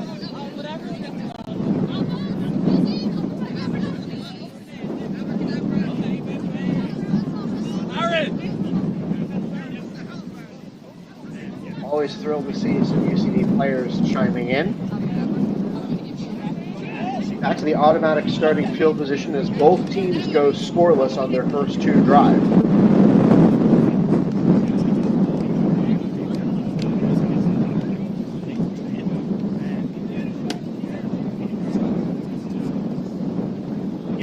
Two receivers bunch around the center with one wide to the right. Snap comes, it's an underneath throw. It's again incomplete. This has been the story so far for both squads. Both quarterbacks have struggled completing passes. Rebels have had a better time of it so far, relatively speaking. Underneath throw again on second down. It's complete. Short yardage gain sets up third down. We're thrilled you've decided to start.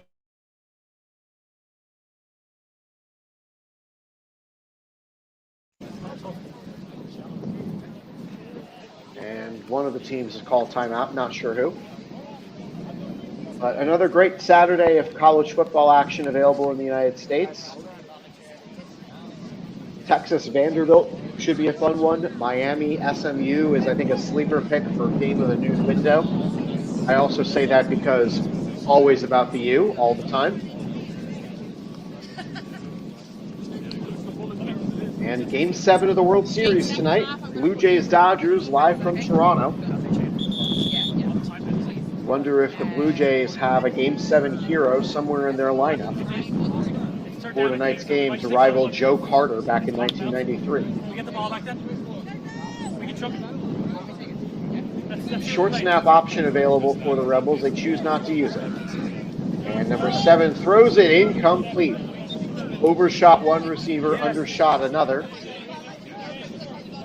Drop a comment in the chat. Let me know where you're tuning in from. Thrilled all of you have decided to make us part of your Saturday morning. I'm Max Wolpoff, the voice of UCD American football.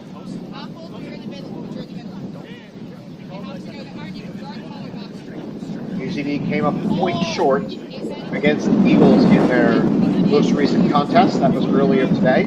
Watch that back on this live stream. 7 back to throw, looking for the halfway line. Got it complete, but I believe that's a fourth down and that's a turnover on downs. It does not get the halfway line. Well defended, allowed the yards, but didn't allow enough to get back into the game. Offense was back on the field for the Panthers. I hope you have bios for 4 players participating in this contest. Nobody for the Rebels filled out my form, as I can't tell if the gentleman in back of the play for the Rebels has a number at all, or if the jerseys are just illegible from this distance.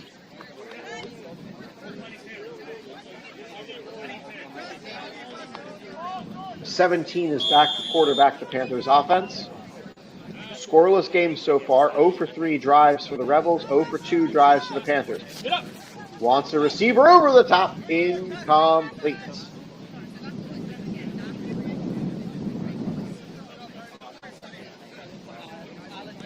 Long throws and short throws have been the problem. Really moving the ball on offense has been a struggle here for the Panthers. Oh! Both teams come into today's contest with 1 win on the season in this round-robin divisional action. Both of these squads are eliminated from the playoffs, so just playing out the string of an otherwise forgettable AFI Division I season. Underneath toss to 11, and I guess she couldn't complete the process of the catch. Incomplete is the call.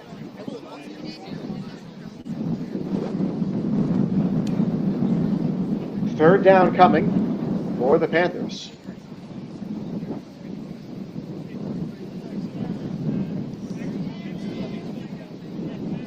Aaron, good to see you. Glad to see some familiar faces from my time at UCD.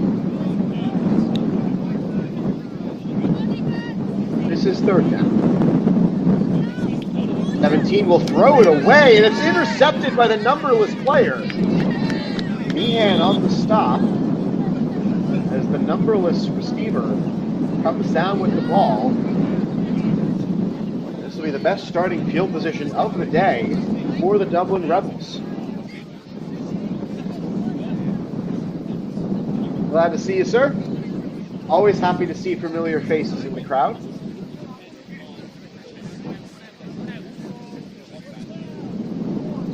Rebels will open this drive, their 4th of the game, from inside the halfway line. Lots of birds taking in today's action as well. We're thrilled for all of our viewers, human and avian alike. Double pitch play, 7 up to back to her pitch play, and it's a good, solid gain beyond the 10-yard line.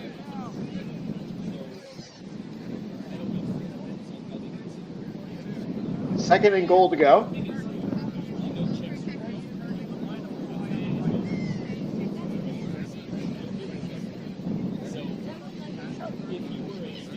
The numberless player who came down with that interception lines up wide to the left. Short snap, and that one didn't get handled well. Immediate stop of play. It results in third down.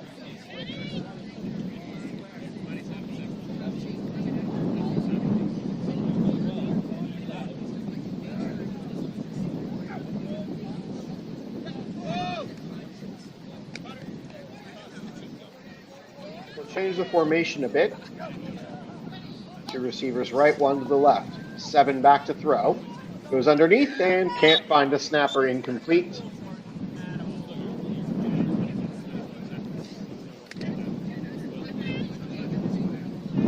Here comes 4th down for the Rebels.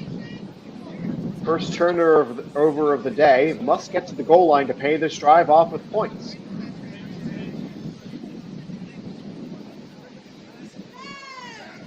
Second of 4 games from this field in today's games. Punched around the center. 7 rolls out to the right. Loading up for the end zone. Incomplete. Drive stalls. And it's a turnover to the Panthers on downs. Well, drop a comment in the chat. Let me know where everyone's tuning in from. We're approaching noon on the East Coast.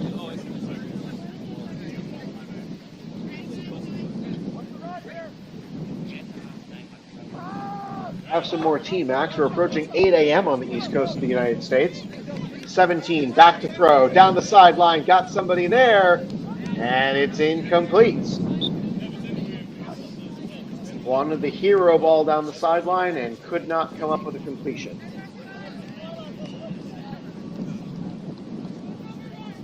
This is not taking place in Berlin. This is Dublin, Ireland. Dublin 24 to be specific, north of the River Liffey that divides the city.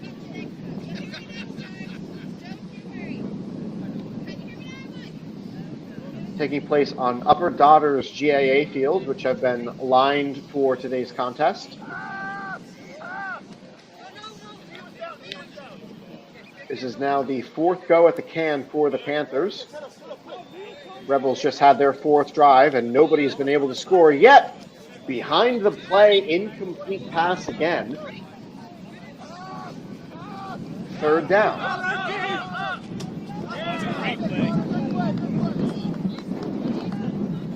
Steve, you got a different ball, or do you want the same one?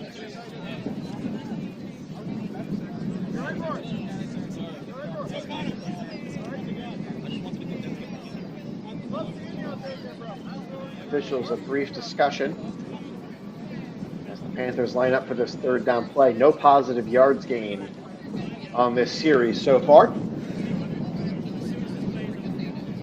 Punched around the center with the receiver wide right.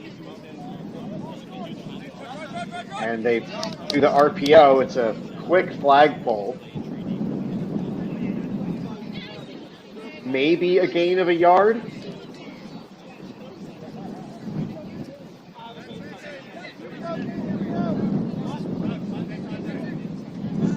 Curious decision making here for Panthers and Rebels coaching staff. They might just be trying stuff.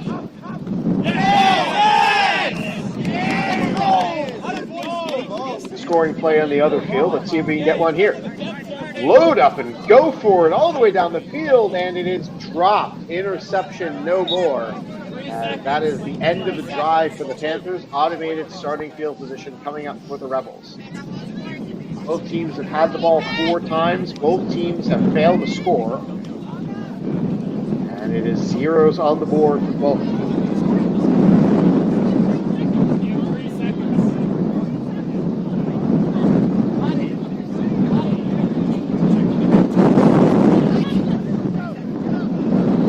Game can change in a hurry with a few completions.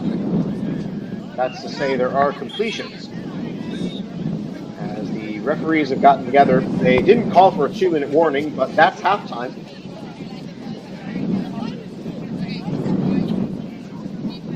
Neither team able to score in that first half of action. Drop a comment in the chat. Let me know where you're tuning in from. My name is Max Wolpoff, the voice of UCD American Football. Thanking you once again for joining us for UCD Flag Football. This is the final day of Division I action for American Football Ireland's Flag Division. This is a mixed league. Men and women play on the same team. Scoreless contest here in the second game of 4 from Upper Dodder GAA Field. There are 2 pitches lined for flag football here. We're only able to show you one because our camera is operated by a machine, and the machine doesn't always cooperate with us, as evidenced now by the fact that it is moving and capturing no action. Showcasing, however, it is a lovely day in Dublin. Heavy rains put today's games in question, but apparently the fields are good enough to play on, so here the teams are playing their games. Let me know where everyone's tuning in from. I'm always curious to see the global reach of UCD American Football. Yeah.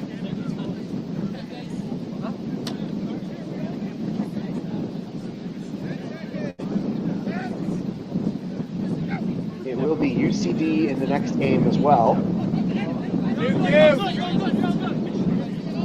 Oh! Yes, on.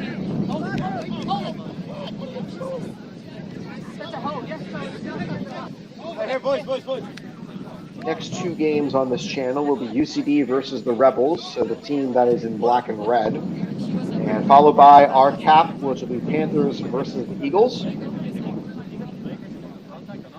And because both teams provided at least some of their players in bios, I will be able to broadcast that game with at least a measure of clarity.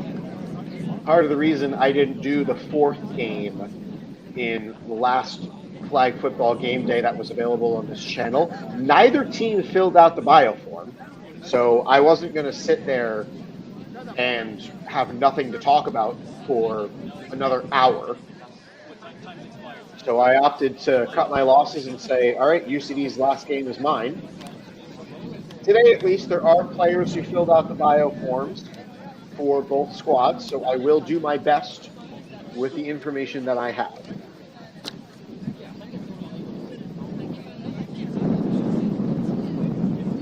As long as that last game is done by noon, I will be able to watch the University of Miami play Southern Methodist, and that will be enough for me to be happy. Neither team able to score on any of their 4 drives in that first half. Panthers will open this half with the ball. Nice, Chris. Every drive save one ended on a turnover on downs. The only one that didn't was a Panthers interception play from a person wearing no number for the Dublin Rebels, but is wearing close enough to team colors that I guess the officials are going to allow him to play. That's him on the far left of the screen. You might be able to see him. I believe it's a guy, just judging off appearances, which, you know, those only count for so much. Looks like the Rebels are also in non-matching uniforms, as number 11 is in a different uniform from the rest of the team. Anyway, Panthers ball to start the game. 2 receivers out wide each side with a slot receiver. I believe that's Claire Meehan, number 5 in the slot for the Panthers. As the Panthers quarterback getting some last-minute pointers from somebody I don't know the identity of in the back of the end zone.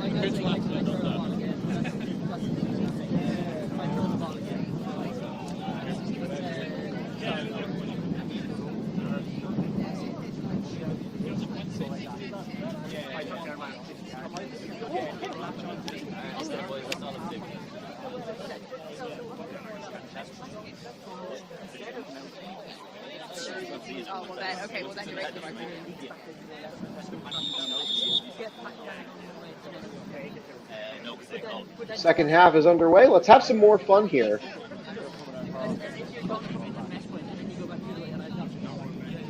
First play from scrimmage is going to be a short snap. 17 back to throw, goes underneath, and it's a rare completion. Panthers and Rebels both struggled to complete passes in the first half of action. It's an underneath toss for about 6 yards.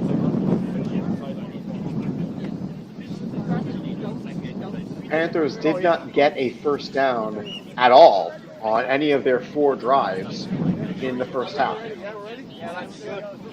Let's go. 2 receivers right, 1 to the left. Meehan goes in motion and will line up slap by the center. 17 back underneath again. It's going to be yet another underneath throw and catch for number 30. So 2 positive plays in a row, something the Panthers did not do on any of their previous 4 drives. As the offense in business here, 3rd down must get to the halfway line to convert the first down. A bunch 2 receivers around the center, 1 more out to the left. 17 is going to look that direction, has 13 over the top, incomplete though. Wanted Meehan. Had Jake Keating streaking up the field on a post route.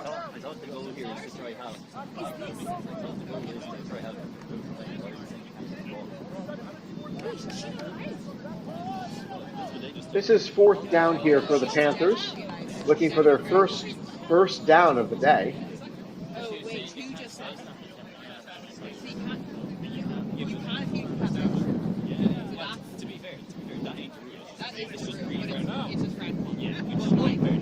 Here's the snap, rolling left, throwing right, broken up, incomplete. That'll be a turnover on downs.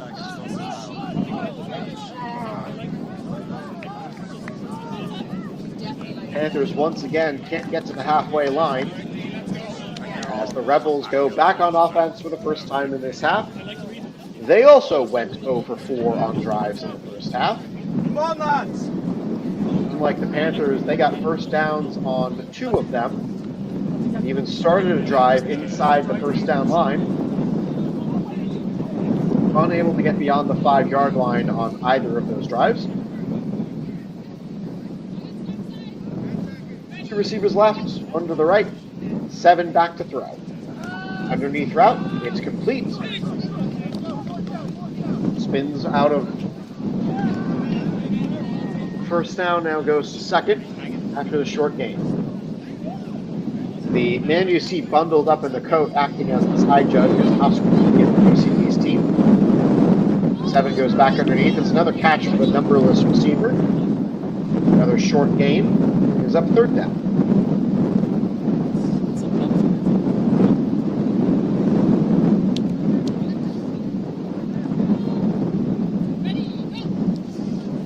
Back to 7. 7 fakes one throw. Throws it back. It's caught. And a flag pulled just before by number 15. This will be 4th and short for the Rebels. Teams are able to tie. There is no overtime here in the regular season. Score remains tied or ends up tied at the end. Both teams will have a tie and they'll split the 3 points for a win, no points for a loss, 1 for a draw. 2 behind the center. Short snap, back to the quarterback who can run, but she opts to throw, but it's a sack.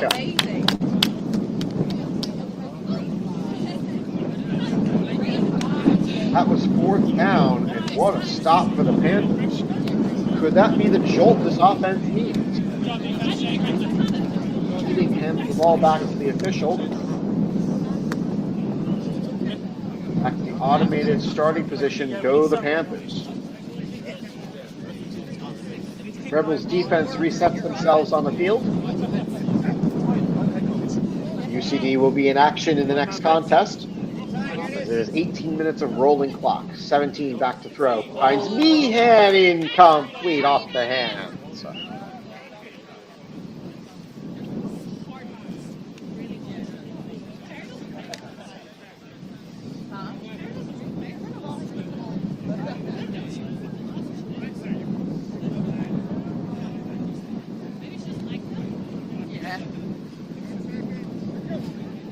Two receivers left, one to the right on this second down play. Under center snap. Tried to draw the blitzer offside and went short to Keating. Too short. Goes the throw. This will now be 3rd down.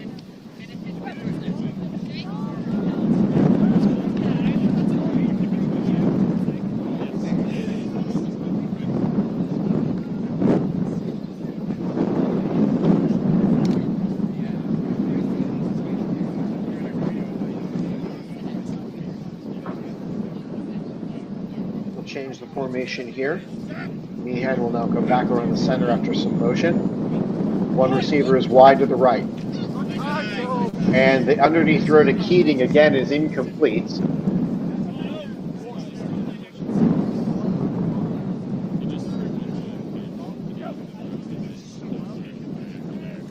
Fourth down, and got to get to the halfway line to have a first down, barring a defensive penalty, of course.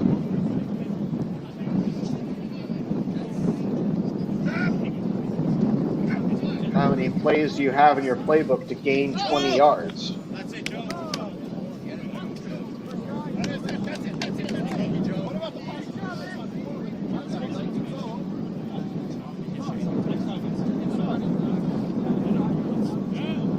Two receivers left, one to the right. Here's 4th down. 17 loads up underneath, incomplete to number 30. And that puts the Rebels back on offense. Both teams struggling to convert passing plays, and in flag football, that's the name of the game.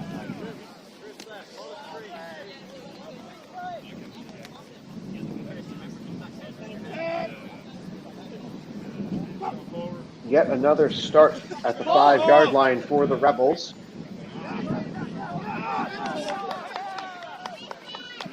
Clock is rolling.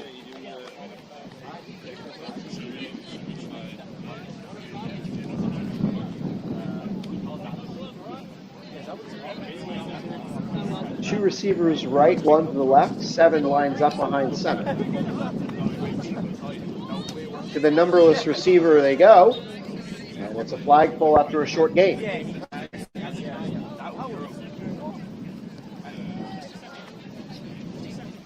Rebels have had the better of two teams on offensive drives, getting first downs for one and completing passes for another, but they have not scored yet. Motion from the left, double pitch play. 7 can run, she's going to run, and she'll get everything she can for 26, stops the play with a full. Closing in on a first down, it's now third down. Jake, that's what, on the side snap, just be aware of the run. I'd rather you stay in front than anything yet.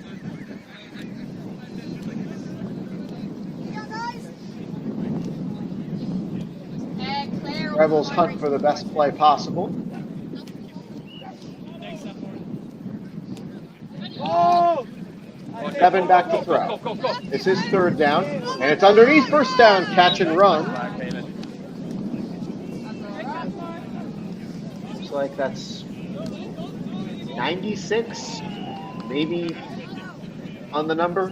I can't tell.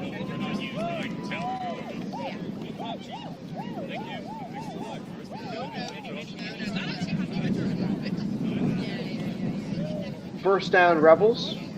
This is their third trip into Panthers territory on the day. Tight formation on this first down play. Underneath throw is incomplete. Meehan on coverage. Throw was short.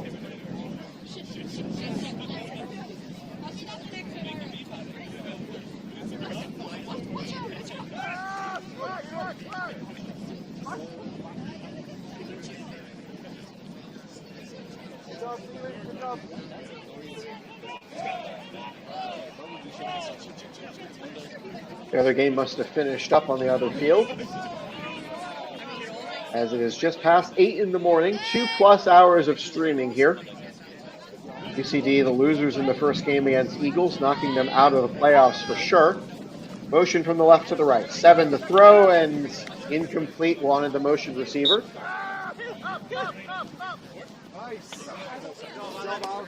This will be third down and goal. Thrilled to see the numbers starting to go up here on the stream. Let me know where you're tuning in from. Always curious global reach of UCD American football. 2 receivers right, 1 to the left for the Rebels. Panthers in blue on defense. 7 has the throw on this third down play. She'll go over, looking for the numberless receiver, and an over-the-top stop. Incomplete. Fourth down, Panthers. Get another stop, they'll get the ball back. Barring a defensive penalty, this is the last try at the end zone for the Rebels for the drive.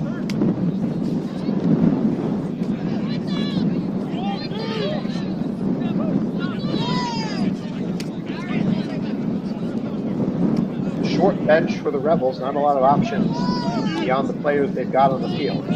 Double pitch, 7 can run, she's going to load up for the end zone, overshoots everyone, incomplete. Drive stalls after the first down, and the Panthers will get the ball again at the 5. We'll see if this drive goes any better. Yeah, hold on. 17 will go back in at quarterback. He has struggled throwing the ball so far. Might this be the drive the Panthers turn it around?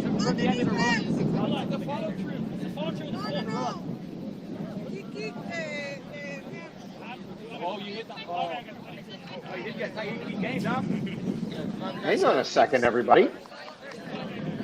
There was a penalty on that play, and this is going to gift a first down to the Dublin Rebels. Color me surprised. Whatever the foul was, I didn't see it. But it is adjudicated as such nevertheless, and this is first down Rebels. Rebels had the ball in a similar situation in the first half following an interception. They were unable to turn it into points.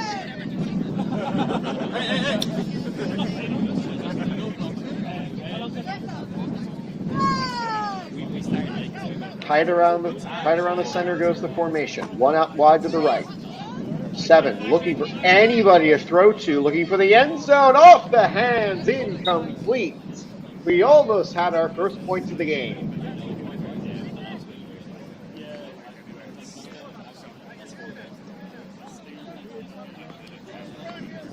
First down goes nowhere. Interesting move by the rusher to play the pass instead of trying to go for the sack. Interesting strategy decision, as one of the other flag teams is warming up on the far side of the field. You might be able to see it close to the GAA goalposts. Spread formation. 7 back to throw. Loads up her arm. Goes for the end zone. Broken up. Incomplete. Panthers defense stiffening at the goal line. It's now 3rd down.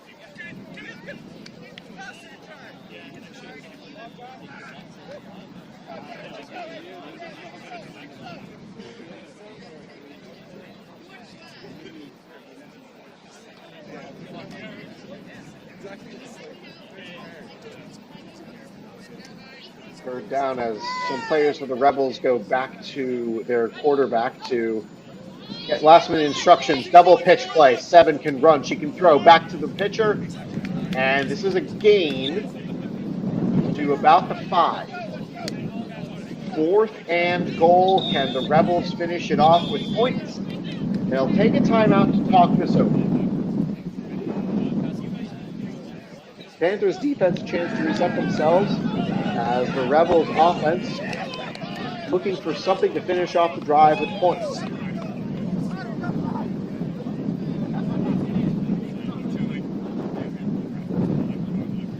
So happy you've made us part of your Saturday.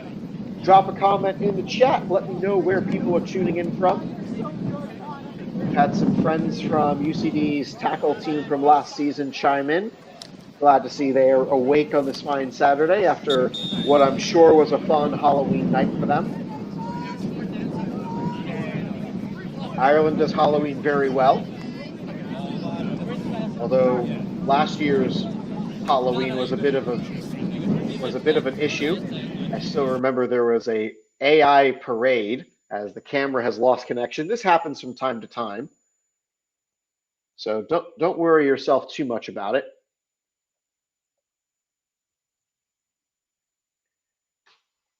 We're thrilled you've decided to stick with us here on this Saturday. We had a couple of technical issues during UCD's game, as I'm sure we're losing the 4th and goal play.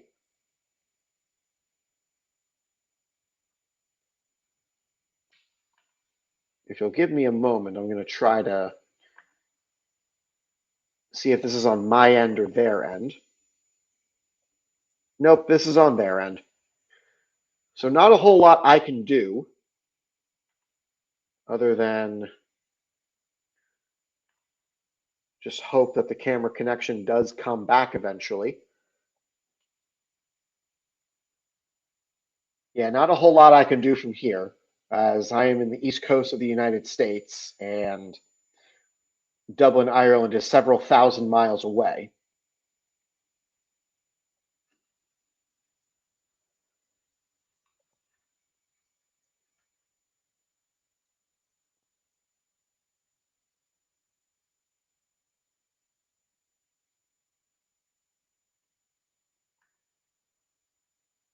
Yeah, Durthang, the camera is down again.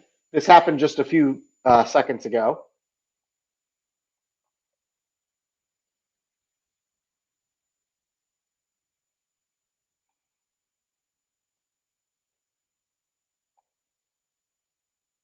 The game was scoreless, and it was 4th and goal for the Rebels when the camera went out. So I'm not 100% sure what the deal is.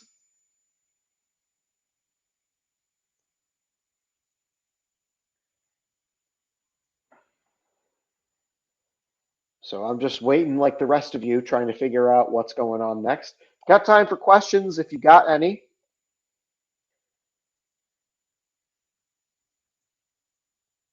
Camera should reconnect soon. Okay, yeah, I know. It normally does, But it's still frustrating when this happens, especially because there's nothing I can do about it, but it does affect how I do my job. So it's incredibly frustrating when this happens, but it does happen. It's a frequent problem of using remote cameras and remote operators. As you might be able to tell, though,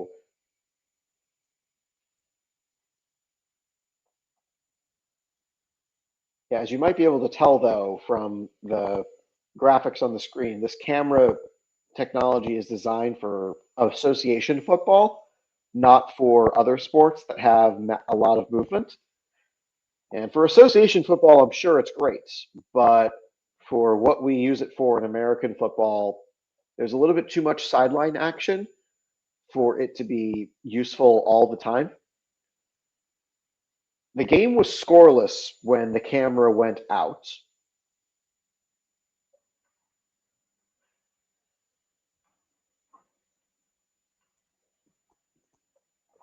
It was 4th and goal for the Rebels. Aaron, what do you mean? I juiced your numbers so that you'd be competitive. Made my brother an inch taller. Ha!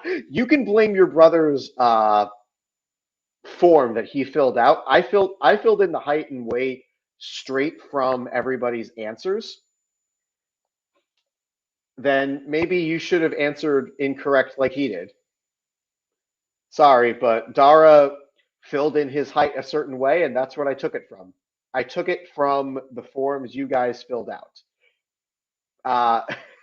Yeah, I juiced everybody's playing numbers so that they'd be competitive in the game in NCAA football 2026 or college football 26. The NCAA didn't endorse the game. However, for a lot of the players' heights and weights, I just kept it as is, which was hilarious for Sean Douglas in the game because he is, I think, the shortest I can go on the players is 5'8". You're obviously an 84. 84 in my heart. So this is, again, I'm hoping the camera comes back.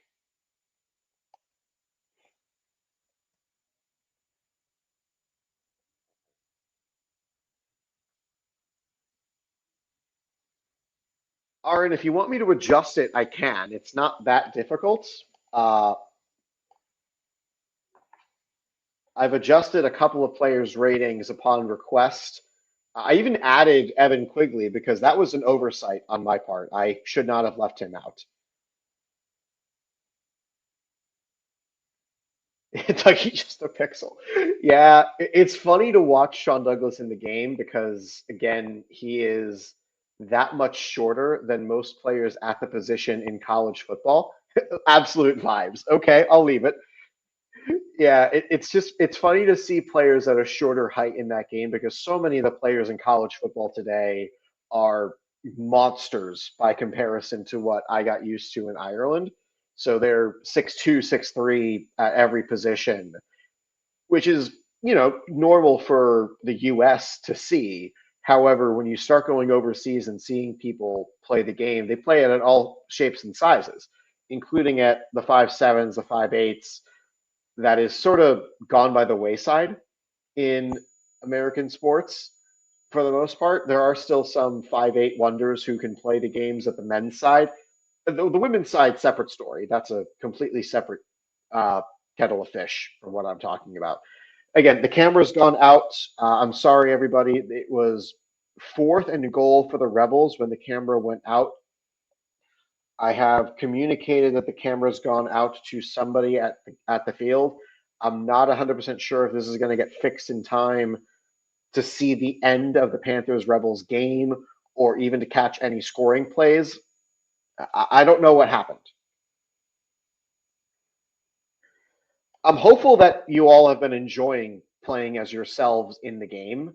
I haven't actually had a chance to play as UCD much in the game because this is really dumb of the new way of playing video games.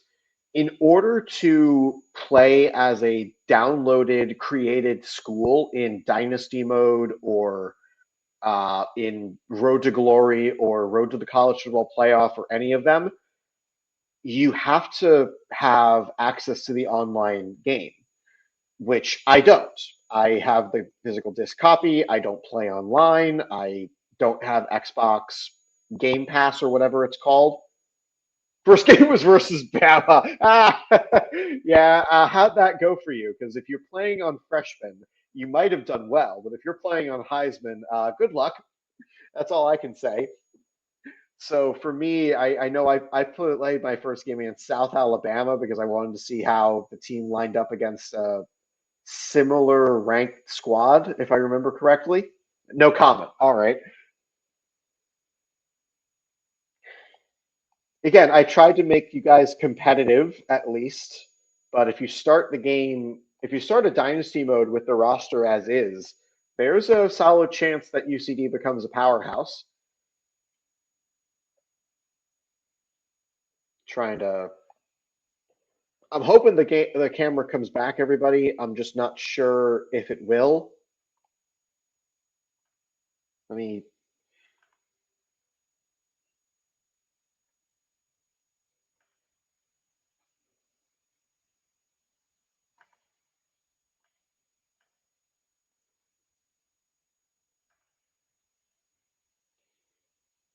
Yeah, the camera's been offline for about 5 or so minutes. We probably lost the Panthers Rebels game.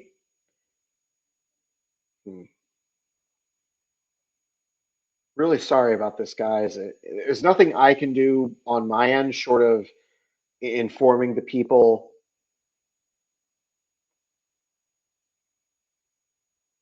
involved who are there.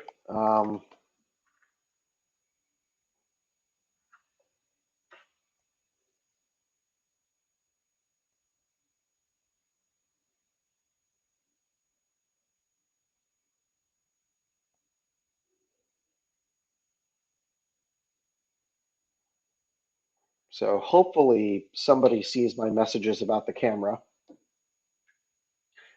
Your dad's 66th birthday. Happy birthday to Mr. Mooney. Indeed. Great to see you. Thrilled you could discuss what you have been up to. Yes, stay classy indeed. Great to see you. Yeah, I'm actually visiting my grandparents this weekend. They are both 91 years old, and I'm very grateful for the fact that they are still here. Good to see you, Aaron. Yeah, I'm not 100% sure what the deal is with our camera, but we did lose connection. I am in communication with some people at the field trying to see what we can do, hopefully before UCD starts their next game. Yeah, 91. Every day is a gift with them.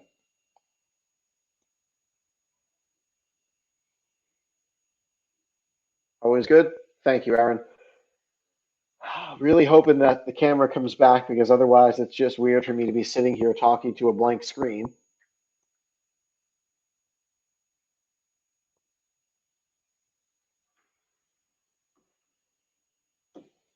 Through no fault of my own, I may have to cut the live stream off early. And really no fault of anybody.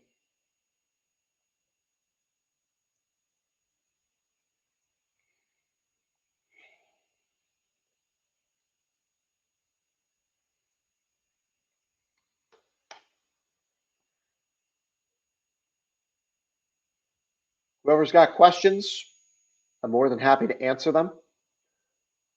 We just spent about the last 5 or so minutes talking about my UCD created team in NCAA football, no, sorry, college football 26. The NCAA does not license their name for that game anymore. Yeah, camera went out about 10 minutes ago now.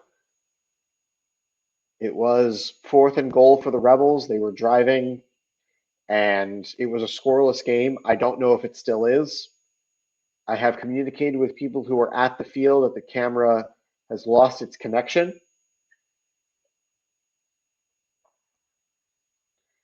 This normally does not take this long. so I'm worried that something might have happened to the camera or to the connection.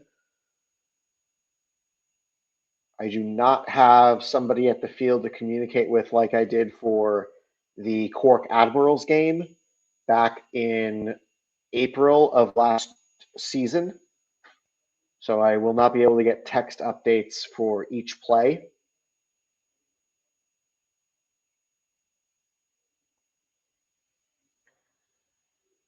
This is a frustrating moment because, again, not a whole lot any of us can do.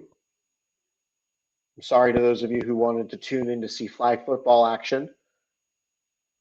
Again, we promised you 4 games, and I intend on giving you 4 games. But if the camera's broken, you might just get 1.5 like we saw today.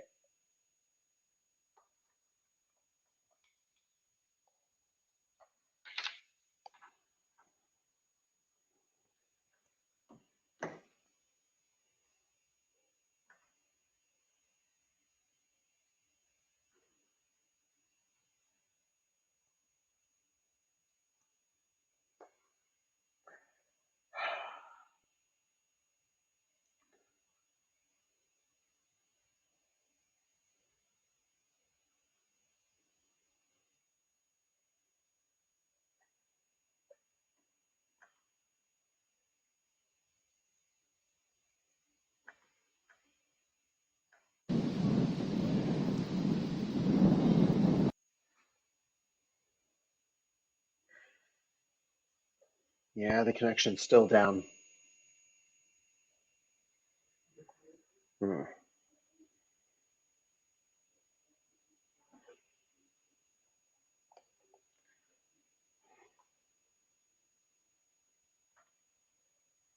Again, this will happen from time to time. Normally, the outage takes maybe 3 minutes at the most, but this has been over 10 minutes now of staring at a blank screen.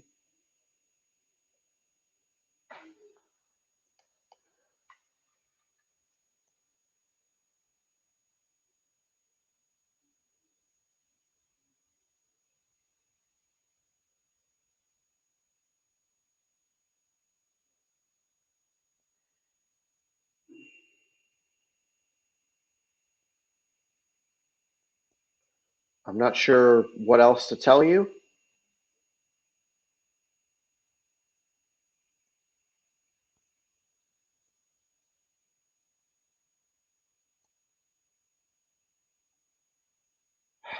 Really sorry about this.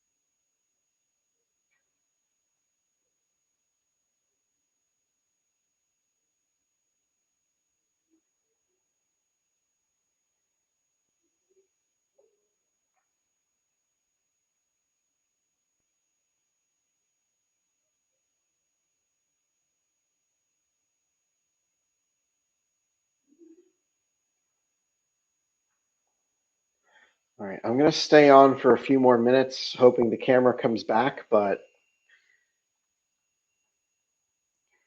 I am not optimistic.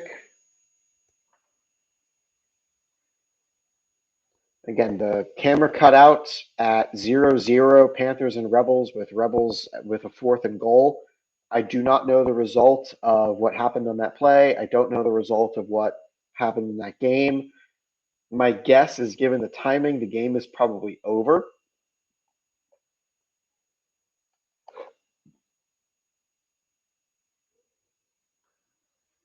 That means it'll be UCD playing next, considering it's UCD's camera. That's not ideal because probably for the people at UCD, they are focused on getting ready for that game, not focused on helping fix the camera. So as of now, we're all kind of just waiting, hoping that the camera connection comes back from Dublin 24 to be able to bring to all of you the flag football games that we promised you.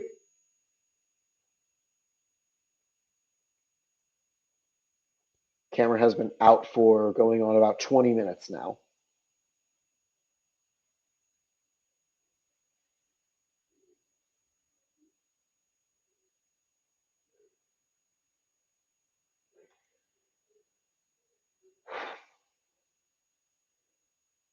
Yeah, I'm sorry for not being able to show you these games.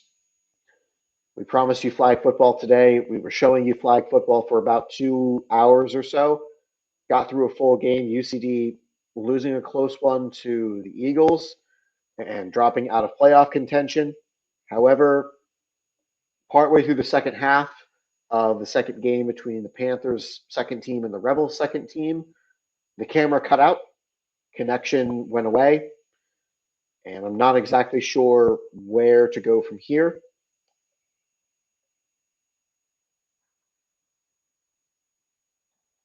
It is 8:36 on the East Coast of the United States where I am. I'm sorry that we could not get these games to you in their entirety, but these are the issues that we deal with on an everyday basis. If you want us to help cover costs for some of these issues, especially for the mobile hotspot that the camera runs on, the subscription to the camera service that allows us to live stream, and for getting back on the premium service for StreamYard that we use, the links are in the description for both PayPal and Revolut if you are interested. We are not able to show the graphic on the screen, but they can't stop me from putting the links in the description. Any amount you donate will be incredibly helpful for helping a small club like ours cover costs for the duration of the 25-26 seasons. And it will allow us to do future live streams.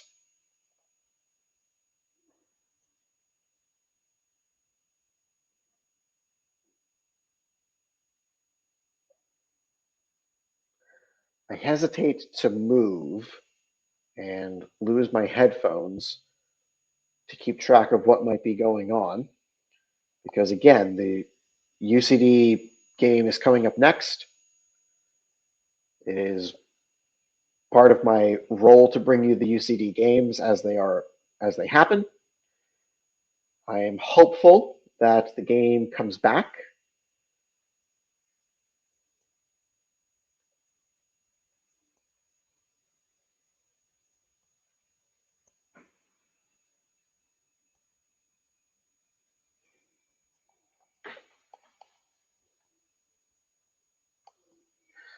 All right, we may have a solution. So one moment, everybody.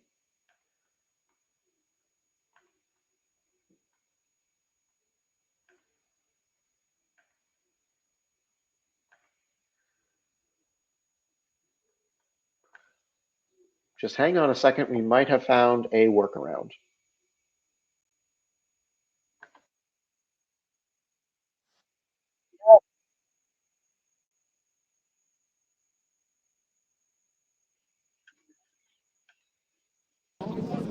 All right, camera's back. Nice catch for Jack O'Riordan.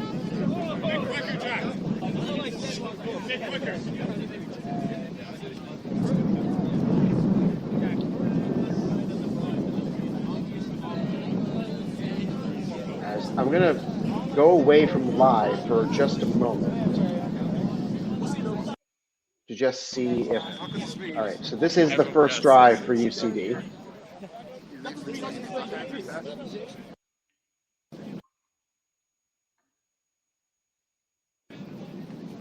Hang on a second. I'm scrubbing back in the feed just to see if...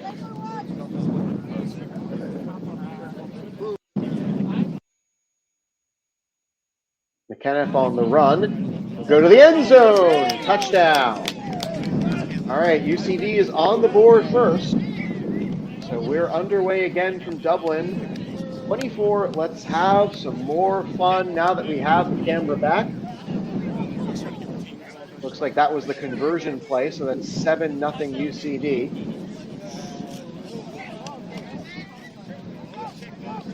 First drive of the game goes well. Several UCD backups are in now. Wangwen Xuan is the one on the blitz, and Houston the one on the stop. Again, I have no information for Rebels, but we thank you so much for all of you who have stuck with us through that lengthy delay. We had to reset the camera entirely and get a new live link. So again, thank you to everybody on the ground at UCD for helping me out. Xuan on the run. It's another catch for the numberless receiver as Harvey and Egan team up for the stop.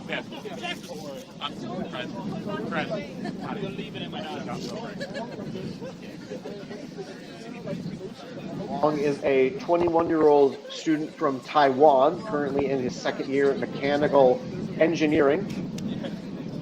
And this is his first time playing flag football for UCD this season. Short snap, back to the runner, and when Xuan misses on the flagpole, as the Rebels get a first down.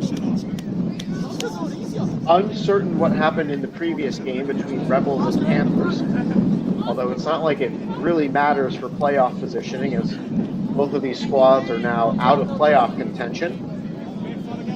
Hence the reason you're seeing a few reserve players into the game for UCD in the first half. UCD up by 7.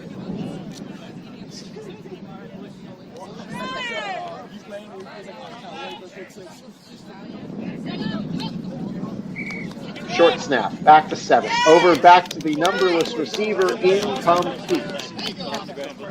He was open. Now it's second down. Once again, we're thankful for all of you who have stuck with us. We had several minutes of technical difficulties to lose the last bit of the Panthers-Rebels game. Here we are for UCD Rebels. Third game of 4 is off the hands, incomplete.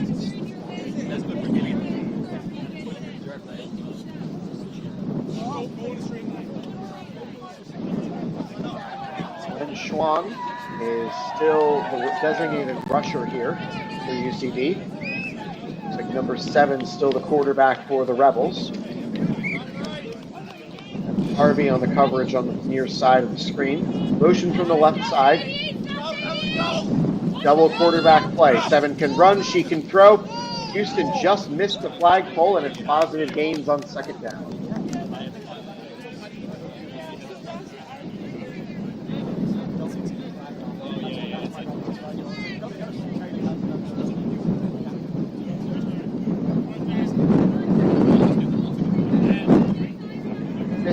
Means it's fourth down for the Rebels from outside the 10-yard line. Must finish the drive in the end zone or a defensive penalty to reset the chains.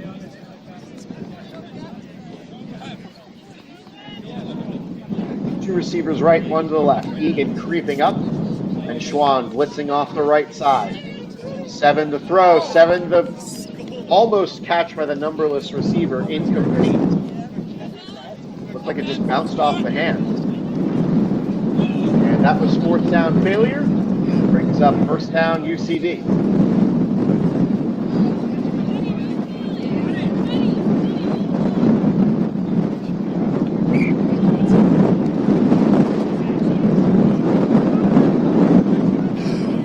Kenneth back at quarterback. Fight around the center is, I believe that's Grace Mejia now. With still Veal, it's going to be a run for a rear. He'll shake around one. Down the sideline he goes! And he'll get a touchdown! Camera couldn't track him. He was too quick. Jack! First play from the 5, and Reardon runs all the way down for the score.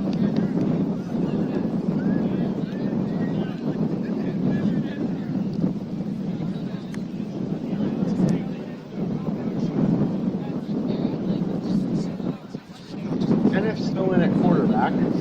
Viola's the snapper. That's O'Riordan 42, Mejia 6. And I'm not sure who's number 30. And Kenneth will go back to Mejia, who does not corral the ball. So the conversion fails, it's just 13-0. A good catch and run for Jack O'Riordan for the second score of the day.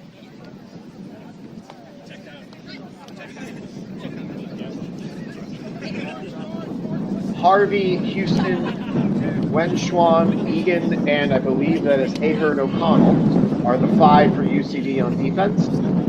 I don't know who is playing for the Rebels. Short toss from 7 to the numberless receiver, and it's a short gain, perhaps 3 on the play, maybe 2.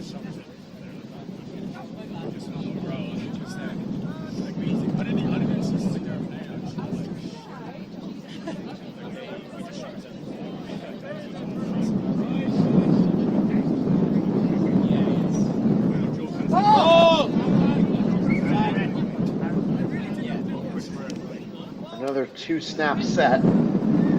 They'll try it here. 7 able to handle the bobbled snap, but it's a tackle for a loss. Oscar Egan, quick off the line.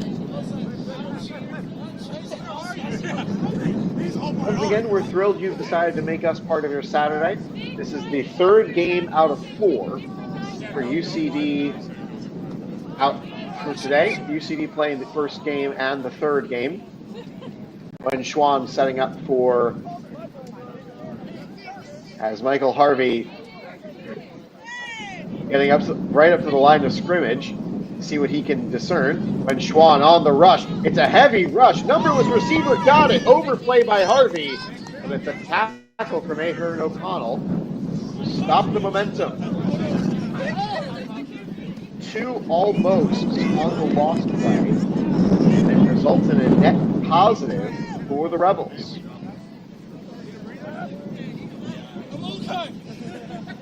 Long showing off a speed. As in fact, there is a foul on the play, so they'll march extra yards off, and it results in a 1st down for the Rebels. A bunch of birds have decided to join the party in the end zone.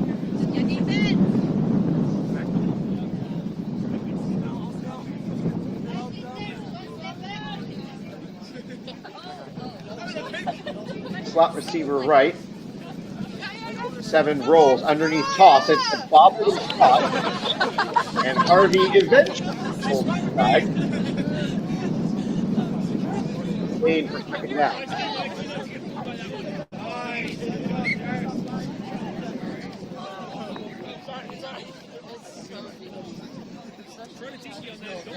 Birds will flee now that the ball is coming closer to them.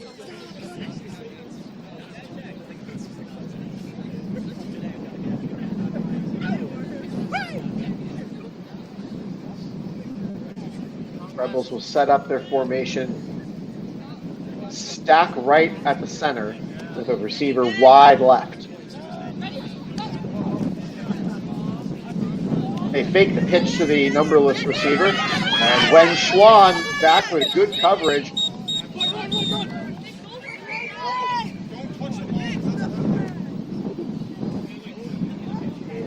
There's a foul on the play.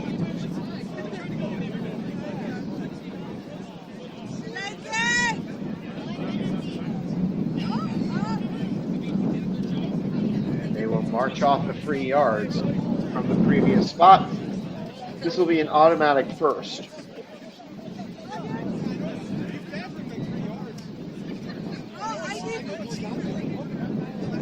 Again, the lack of a white hat is confusing me visually.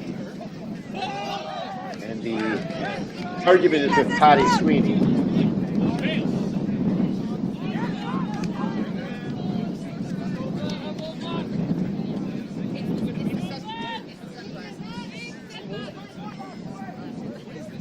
Extra chance here.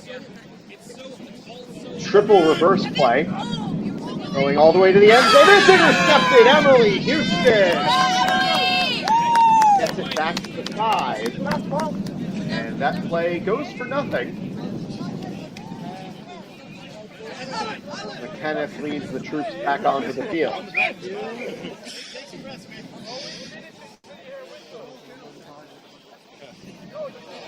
McKenniff became a New York Giants fan after not watching Eli Manning, not watching Tiki Barber, not even watching the later years of their dominance, but because of a reference in the Madagascar franchise. It's a handoff and run. Heather Shore runs back to the middle of the field. Results in positive yards.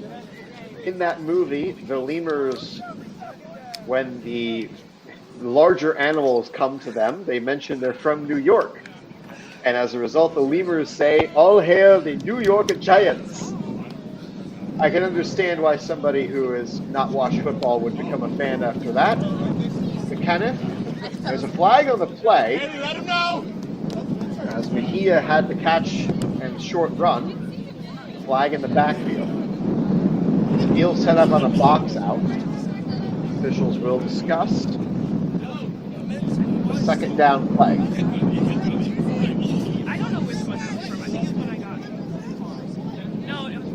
And indeed, it is a shielding call, so they'll knock the yards back. So it'll be second down and a bit longer.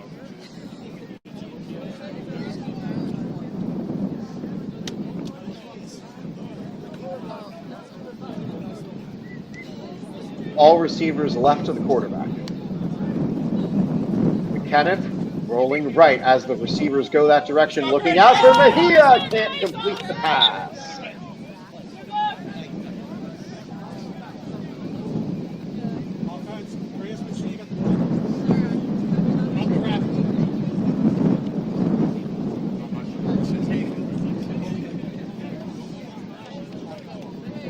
Mejia is from Detroit, Michigan, or as she calls it, close enough to Detroit to say her hometown is Detroit.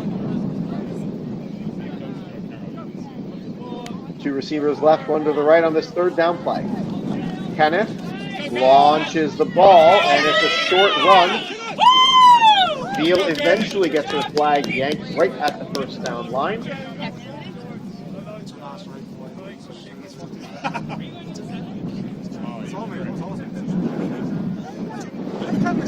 Results in a first down UCD.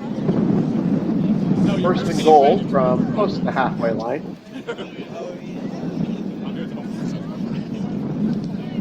Stack formation on the left side of the snap. McKenna fields the high throw. Mejia on the underneath toss play. Stretches for more yards. Positive gain. We got Grace! You having a good time, Grace? Just like,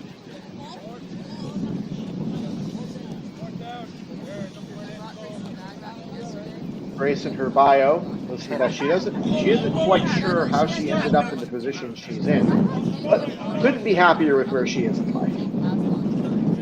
Most people wish they could say the same thing. Here will now line up far right, double snap, fake the handoff to Ahern O'Connell. McKenniff can run. He'll opt to throw back to Veal, and Veal avoids the pull eventually inside the 10. Now third down and goal.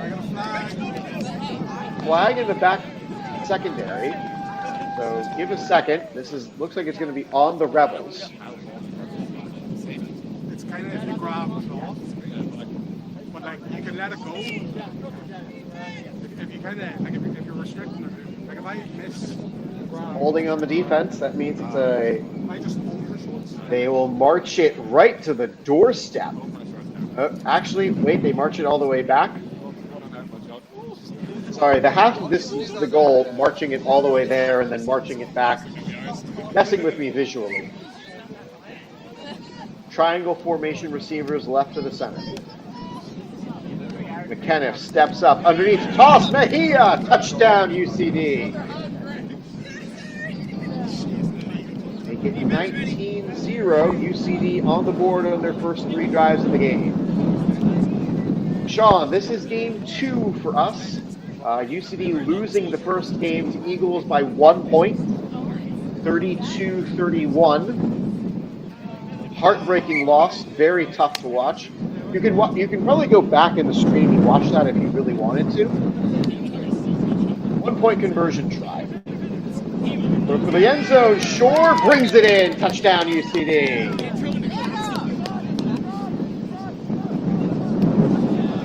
20 on the board. UCD with another prolific first half.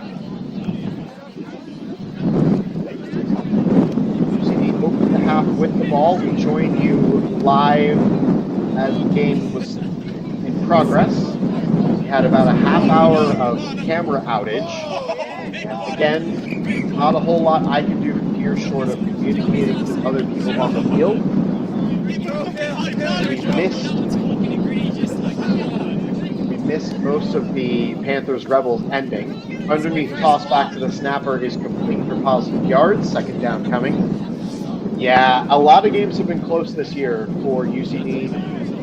Tough break to lose by 1 to the second place team, especially considering making the playoffs is out of your direct control, but winning that game would have gone a great way.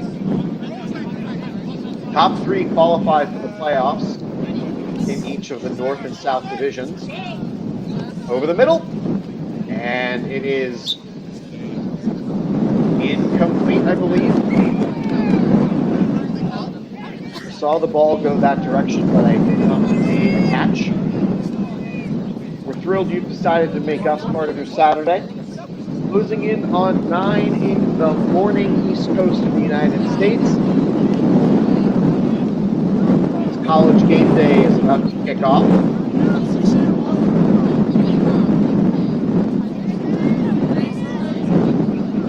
Receivers left. One will spread wide to the right.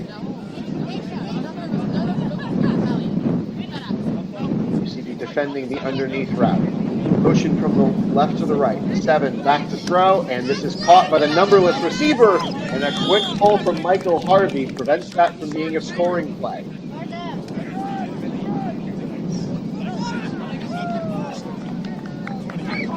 I know, but that's what I'm telling you. It's a first play. I might not nap, depending on how late the next game goes for this. But the number 1 game on my watch list today is Miami Southern Methodist, because as a proud Hurricanes alum, I am glued to that game. Even though there are more compelling games in the noon window, as pre-snap there is a whistle.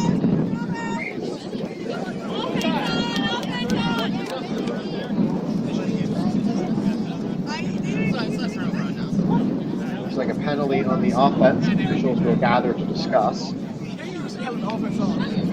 Let me see what else is on my definitely going to watch this week list. Sean, I will answer your question.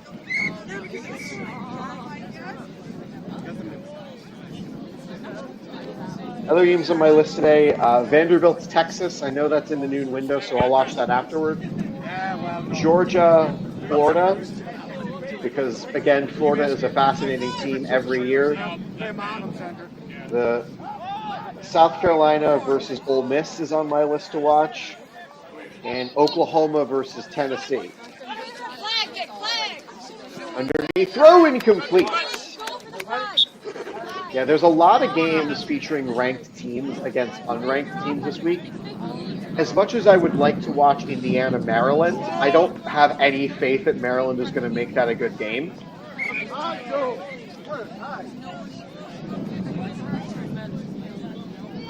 Now turn over to UCD on downs. They'll spot the ball at the 5, and Patty Sweeney has decided to go back into the game.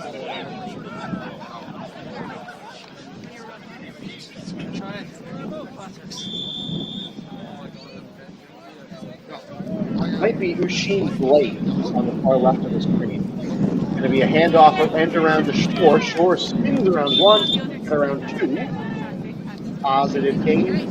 Second down and halfway to go.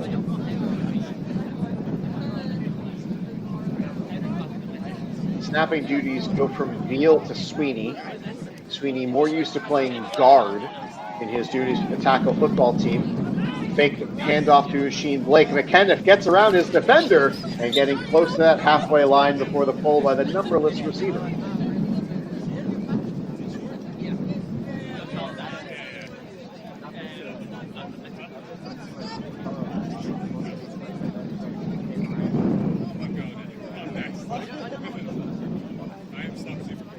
Flag on the play. The far side official threw it. As discussion here potentially about a formation play. Oh! Nice. Good job.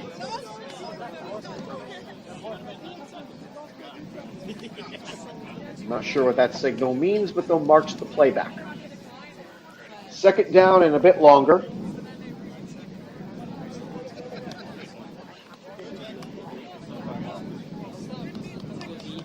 Two receivers left, one to the right. Kenneth, back to throw. Got to get it out, and Sweeney has it. Short gain to get the penalty yards back. Third down, must get to the halfway line.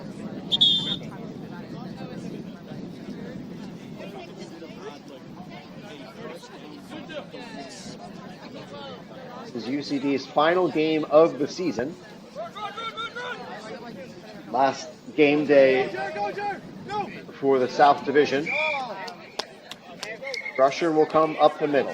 McKenna fakes the handoff to Shore. Back to Blake, and that is not caught.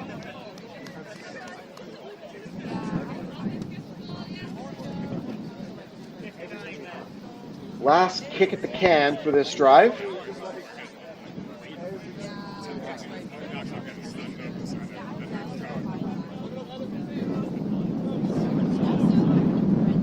All receivers left. McKenna back to throw. It's going to be a pass all the way. Back to the first down line, and Shore well covered, incomplete. First drive to end it without points for UCD. This results in a turnover on downs of the Rebels. I'm not 100% sure what happened in the earlier game. It was 0-0 when the camera went out. Both teams will miss the playoffs between the Panthers and Rebels, so it's not like the result of the game has any implications for this or the rest of the day. However, it would have been nice to bring you the entire game.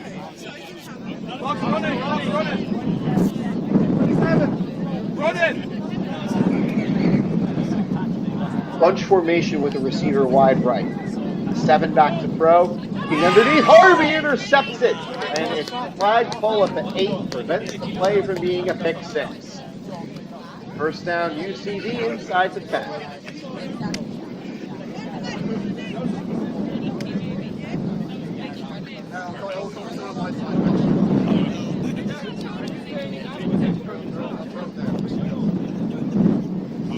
Sweeney will go back to snap. Nahia out wide to the right. Shore and Blake on the left side of the formation.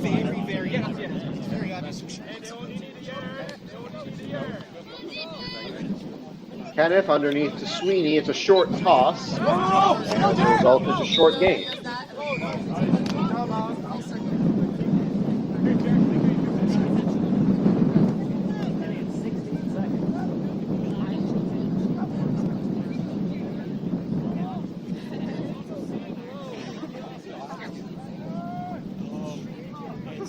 Kenneth, the tackle team's running back and potentially linebacker later in this season. Rolling left, looking for anybody. Got to throw it. Getting to short. It's blocked. It's a touchdown. UCD up 26.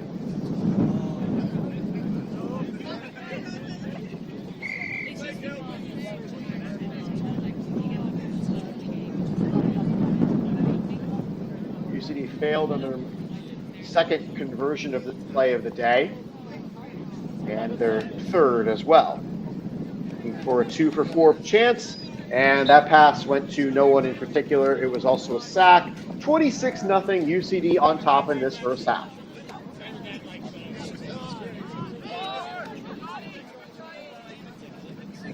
Aaron O'Connell will line up to the far right side of the field. He's a third-year chemical engineering student from Dublin.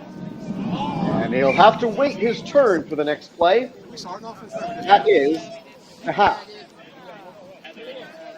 Get your questions in. We've got a little bit of time before second half begins. UCD up 26-0 over the Rebels. My name is Max Wolpoff, the voice of UCD American football, bringing you live football action from a remote location in the United States. I have been awake since about 5 in the morning. Thank goodness for daylight savings time in Ireland being 2 weeks earlier than the U.S., because otherwise I'd have to wake up at 4.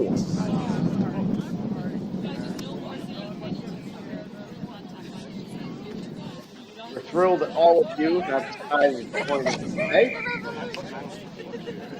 From the first game of the day, starting at around 6 o'clock local time for me, 10 o'clock local time for them. Live from Upper Daughter GAA Fields, we bring you today's action. The camera has been a bit finicky for us.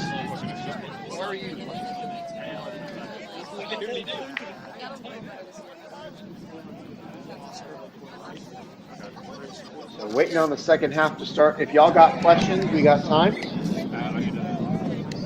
We've had questions earlier in the day about player ratings for the College Football 2016 that I created with UCD. Just had a question about my games to watch today. Are you a coffee guy? Okay. So, Sean, this is not Red Zone. I have access to a bathroom and the ability to take myself off of the camera. Scott Hansen does not have that luxury. So I have a little mug here. Thank you to Michelle O'Brien again for getting me this. But it's too early in the morning for me to not have something caffeinated. So I have tea with me. I don't drink coffee at all. Just never like the taste. So I try to be in no liquid or limited liquid intake while calling a game normally, but especially on multi-game days like this where there's a built-in break between games, I'm okay drinking something. My flag MVP on the season. So I need to preface this by saying I did not see the opening games of the season, so I'm not sure who had a great first 4 games of the year because I've only seen the most recent 4. Feels a little too obvious to go with Tom McKenna, even though he has been a great quarterback for their squad.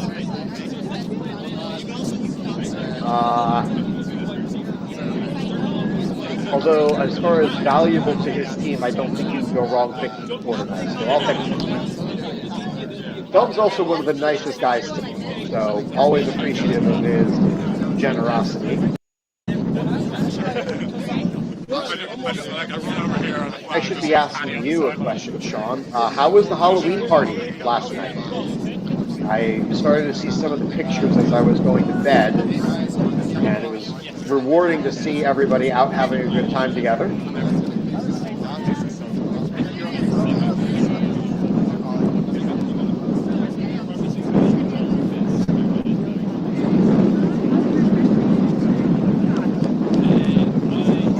I remember reading a blog piece from one of the sports commentator blogs about what the during game routine is for a variety of people. And I remember reading there were a couple of guys who mentioned that they dissolve a cough drop in hot water and they only drink 8 ounces tops for any given day. Scott Hansen is famous for doing 8 hours of no longer commercial-free football on NFL Red Zone. And again, he's got a team behind him that can do a lot. Yeah, Liam's Ricky Bobby costume was incredible. Just absolutely beautiful to see. I'm thrilled to see Gritty still out among the crowd. Again, I would have been there, but for, not being there. You're in charge right there.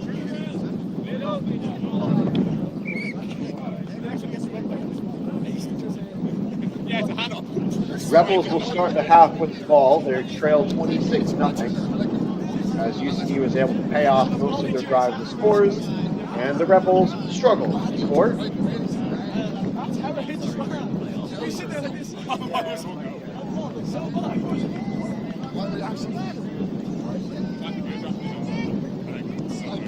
First down, Rebels. 2 receivers left with the slot, 1 to the right. 7 back to throw, steps up into the pocket, gets it to the numberless receiver, and that's Mejia on the stop with the flag from the far side official, I believe. Or is that just a yellow marker? Yep, that's just a yellow marker. No flag. Carry on. 5-yard gain on the play.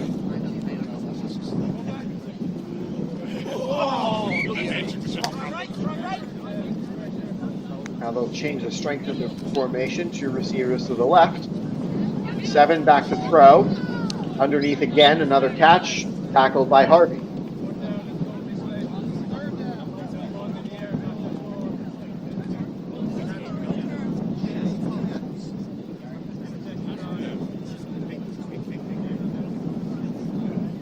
Ongwen Schwan is the one lining up as the designated rusher.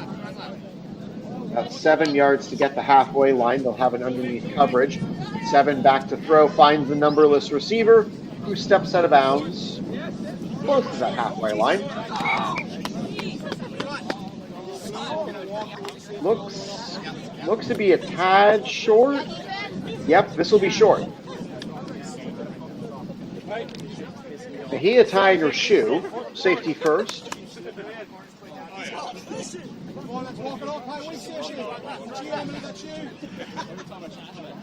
What's the handoff? What's the handoff?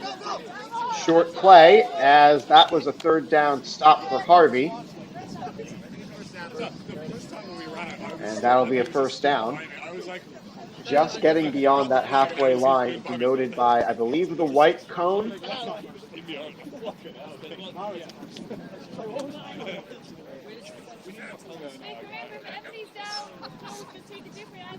Oh! Good time. Oh. That was close. That was really close. I have not commentated 7v7 yet. As call from UCD is for a false start. They're not going to get one. Harvey breaking it up. Incredible defensive play. First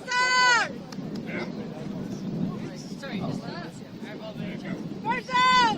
I think I lobbed it over. Yeah. Sorry. No, I was just making sure. I just didn't know that mix up. As apparently there was a penalty on the play. Whoever it was that called it a bit late. If you know any sevens leagues, I'd be more than happy to send them an email to see if they want a live streamer that's actually good at their job as opposed to some other live streamers that are out there. Bunch around the center on this play. Can't get to the halfway line yet. Pitch play. 7 can run. She's going to go for it. Running up the field, past the halfway line. Getting through all the tacklers. And into the end zone. Touchdown, Rebels. Heroic diving effort from Harvey. Did not keep the Rebels off the score. First scoring play that the camera has caught today. Not 100% sure what happened on their drive that ended the game in the previous game because the camera didn't see it. So Rebels confirmed on the board here, going for 1. 7 must throw the ball forward, and it is, watching the official signal, good for 1. For whatever reason, the camera decided that the play was not important enough to see. Instead, we must see the seagulls, apparently. Anyway, 26-7, we're past 3 straight hours of live streaming. Thank you so much to all of you who decided to join us and make us part of your Saturday. 2 receivers left, 1 to the right. Sweeney the one over the ball. Back to McKenna. Underneath toss to Shore is fake. Throwing it back to Shore, incomplete.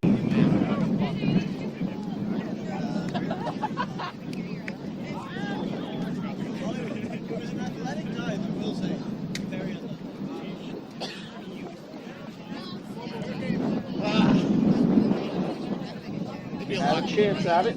Second down from the 5. Underneath to Shore, once again, getting a good run. What's the number one thing I'd change in AFI? I'm about to make a very selfish change. 24 hours before the game, preliminary rosters must be set of who could play, complete with numbers. Again, it would make my job so much easier, especially being located remotely. Underneath toss, this one is out to Blake. Blake gets around a few, and that's Ahern O'Connell, 47.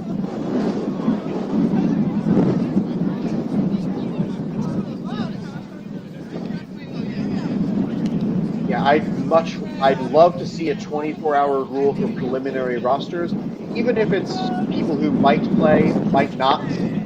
Just something finite of who's going to play the next day. Underneath toss, Ahern O'Connell, and he gets through a couple of players before eventually going across the line. Listen, the preliminary roster rule is something very selfish for me, especially after last year's difficulty getting rosters from several teams. Limerick, Cork, Belfast, both of them. It was very hard to get rosters from teams. I would love to see a preliminary list 24 hours ahead. Paddy Sweeney can't make the catch. This will now be second down.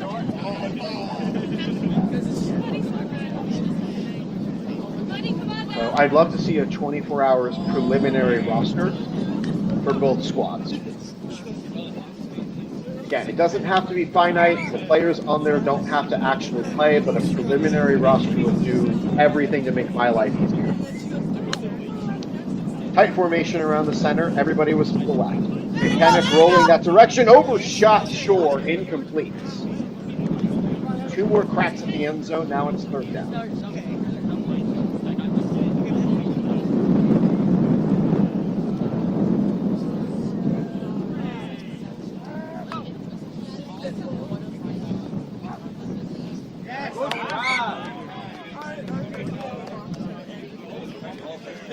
Eagles are warming up on the opposite side of the camera. They have the final game on this field, taking on the Panthers' second team. There's a flag on the play. Gets Oscar Egan. Egan shifts around one, getting to the pylon, and flagpole inside the 10. On the defense, be likely to climb.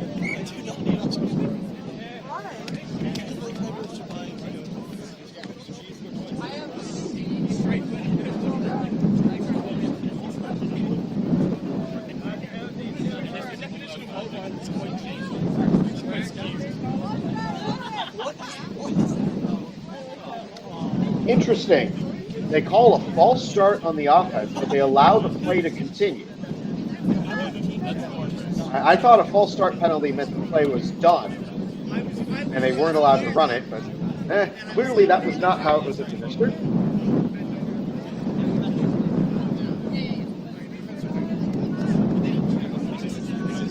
The 5-yard penalty means this will be a third down UCD.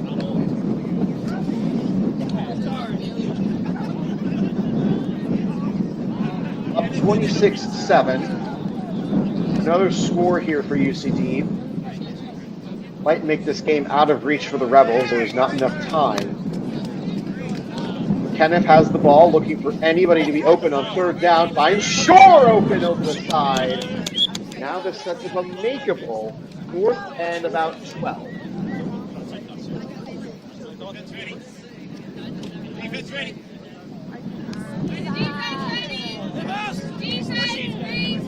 Call from UCD's bench is for the defense to be ready.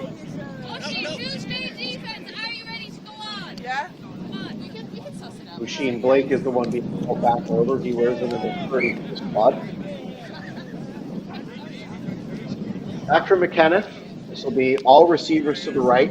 The run play is allowed from this distance. It would be a difficult catch to the end zone if that's the case. McKenna rolling left, back to the front. Pylon got it! Complete touchdown! UCD put 32 on the board.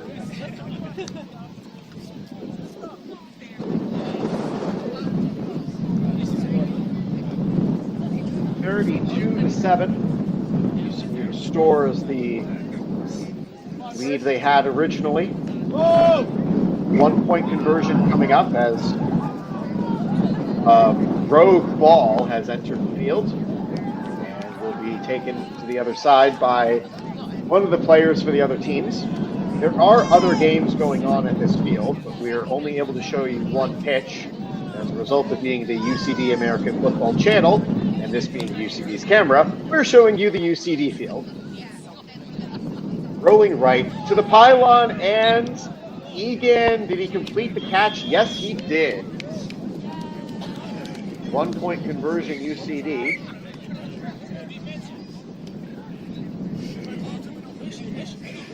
As we're now getting into rolling clock territory. Wang Wen Xuan is the one with his hand up. He'll be the designated rusher. Looks like Mejia, Harvey, Wenchuan, Houston, and Blake. Defense. Blake is in his first year playing flag. This is his final year for a commerce degree at UCD. Flag on the play, so we'll check that after this run. I have a numberless receiver again.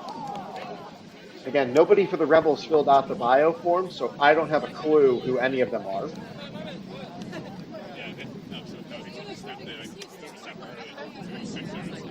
33-7 lead for UCD. Fly came from the near side down judge.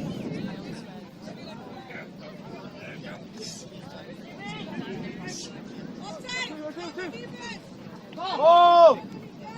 Yes! Oh! They call a false start. They call an offside penalty on the defense. Sorry, Joe, run in there. Lining up on the opposite side of the ball. I believe they took the penalty to save the down. Underneath toss, it's complete. And Houston takes the pull, stopping the advance. If y'all got more questions, I'm more than happy to answer them.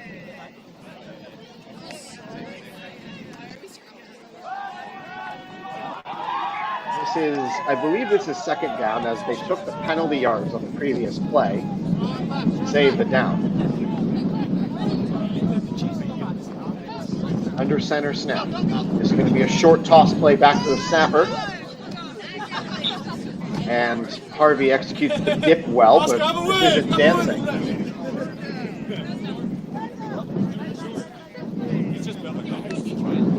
Third down upcoming.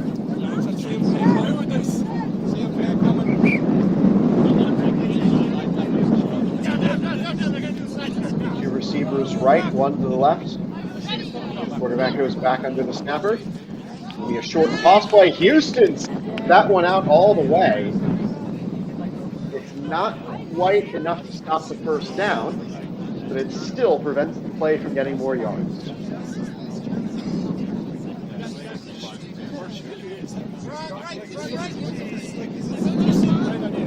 Harvey now will be the underneath coverage receiver.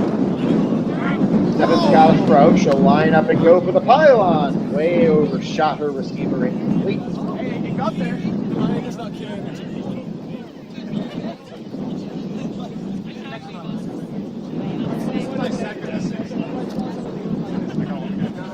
So thrilled you decided to make us part of your Saturday. We're past 3 hours and 20 minutes of live streaming action. We only missed about a half hour of flag football. We missed the late stage of the Panthers Rebels game. Not sure how that one turned out. Shoot from left to right, the snap falls off but incomplete. So after an incomplete pass and a bungled snap, it brings up third down.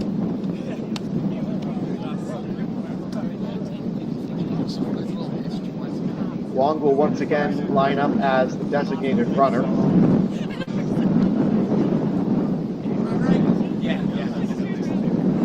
Short snap play is in order here. Short snap play is indeed what happened. And Schwab gets the tackle, then slips and falls. He did the job, got the tackle. It is now going to be 4th down. Yes! That is never a great feeling to be running forward and falling backward, having done that a few too many times in my life. Anyway, tough look here for the Rebels, looking for their second scoring play of the half, trying to keep this game competitive.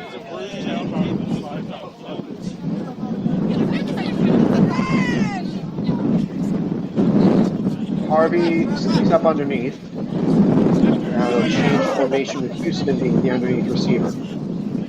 They fake the handoff. 7 loads up, goes for the end zone, incomplete. Offense back to work, up 33-7. Shore, Egan, Ahern O'Connell, Sweeney, and McKenna are the 5-some for UCD.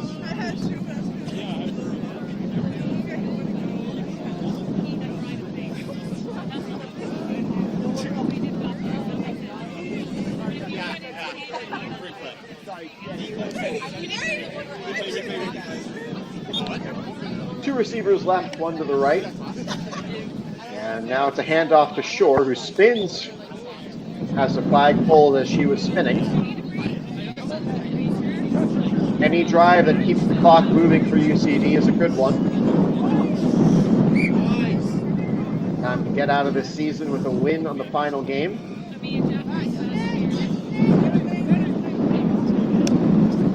Sweeney might have himself a future at center on the UCD tackle team. Pass misses for Ahern O'Connell.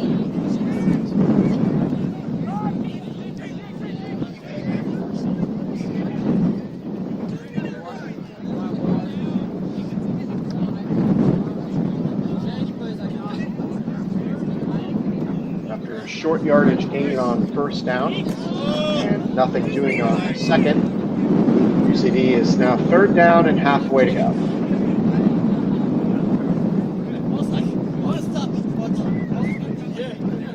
Triangle formation to the left of the center. Back to McKenna, underneath to Egan. He's going to run for it. Gets free, not quite free enough. Number 11 on the stop.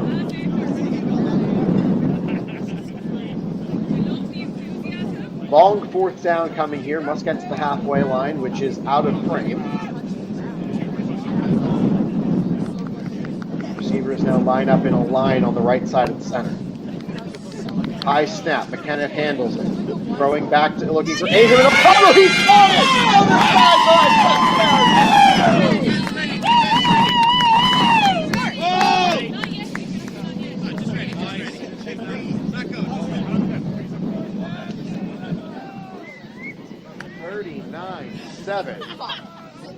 On a brilliant over-the-top catch. Maybe Ahern O'Connell.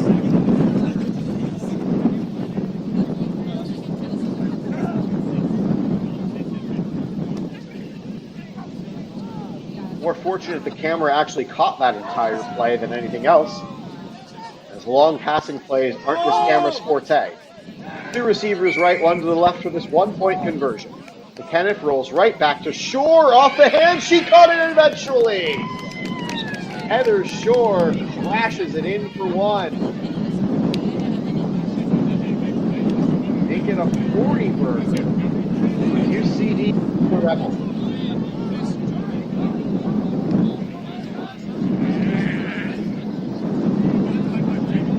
UCD is showing again why this team is going to be a force to be reckoned with for years to come. In the AFI Division I tier for flag football. Might not be making the playoffs this year, but another good recruiting drive next year. Can't say the same thing for that. Rebels' 2nd team, on the other hand, they've got some development to do. Most notably, finishing the roster bios for me is this numberless receiver goes down until he gets tackled by Grace Mejia.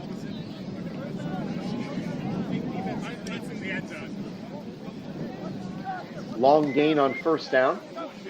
That white cone denotes the first down line.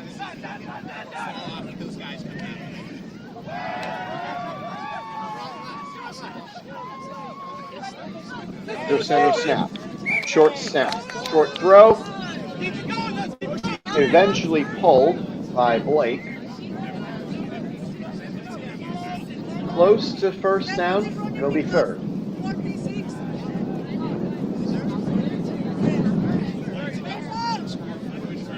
Clock is winding, which is always good news for the team in the lead. In this case, that's UCD. Harvey on underneath coverage. He'll do an under center snap back to the quarterback. She can run. She will do so. And Emily Houston is the one with the tackle out of bounds. Clock will stop, and now it will wind as the officials get their signals mixed up.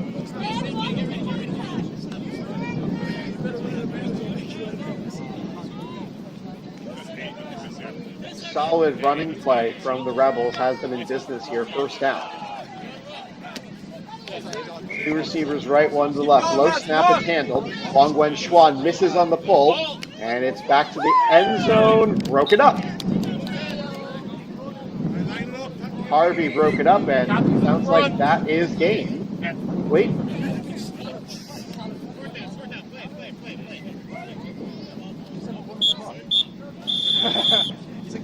Got baited, Hollywood. And that is game. UCD pulls out the win 4-7 over the Rebels. Finisher.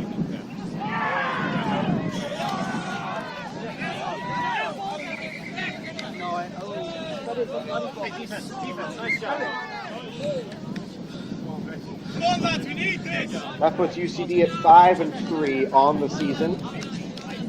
I believe that makes them at most fourth, which puts them one outside the playoff position. That is an unfortunate break, but a 40-7 victory to finish off the season. So it's 40-0. Thank you so much for everybody who's tuned in for the first three games today. Panthers versus Eagles will be the next contest. So, I'm going to take a short break. I will be back in time for that contest. You are watching UCD Flag Football here on UCD American Football's YouTube channel. Panthers, Eagles coming up next. We have Inters on the 29th. We also have women's friendlies the morning on the 29th. So if you're in college, you can play Inters. If you're a woman, you can play women's. And you can play that.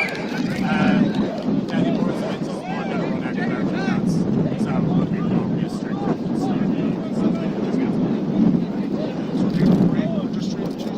Yeah, so we're just doing Tuesdays from now on until we have a Saturday session the 15th. But as of now, it's Tuesday nights, so it's 10 minutes out. That's it for now. Just to take a break out. Well done, everyone. Many people's first big season, so congratulations. Fair play for hard work and these methods. No, just go and see it. Yeah. It's all about the Do not. Yeah, we got team picture. Might as well last of the season. Yeah, I'll get the belly out.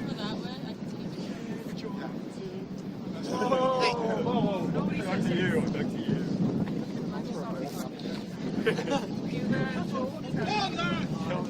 Money's off, people.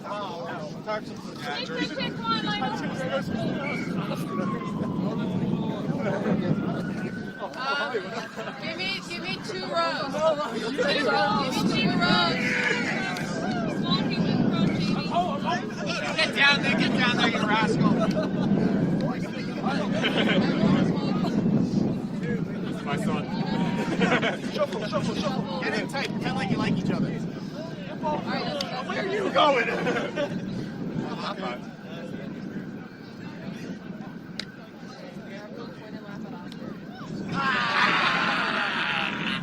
Close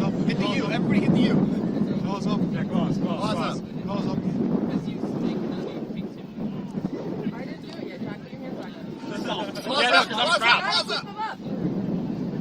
Okay.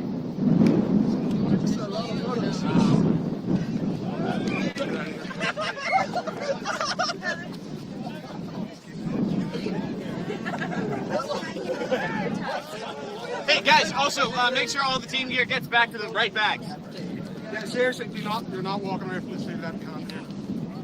Too often, the 2 or 3 people have to wait. Also, there's a bunch of trash. Yeah, I saw the others.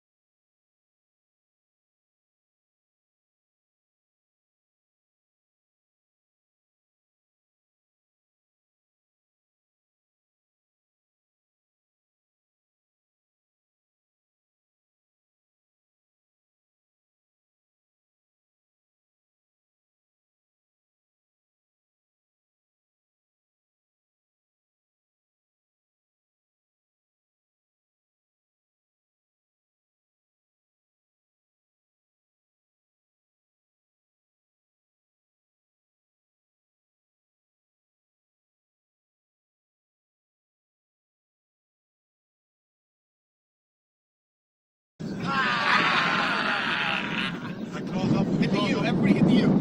Claws up. Yeah, claws. Claws up. I didn't do it yet, Jack. Put your hands back up. Get up, because I'm proud. Pause up.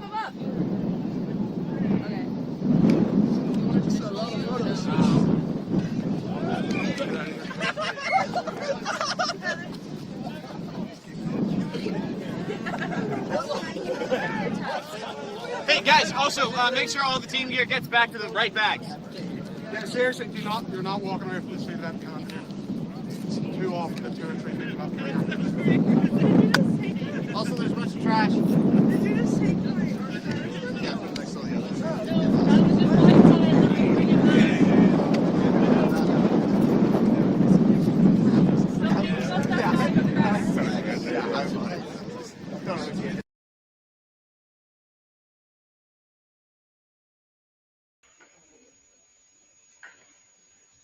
All right, everybody. I regret to inform you that the UCD has taken their camera and they've decided to go home early. So with that, that is the end of our live streams for today. We thank you, every one of you who is watching. Sorry, we're not going to be able to bring you Panthers Eagles. I thought we would be able to bring you all 4 games. Instead, UCD is taking their camera and heading home. So I will do the same. I will shut off the camera. I will cut off the live stream.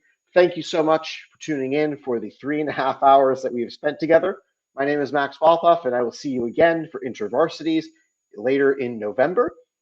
Hopefully you all have a great start to the month, and hopefully all of you have a great rest of your Saturday.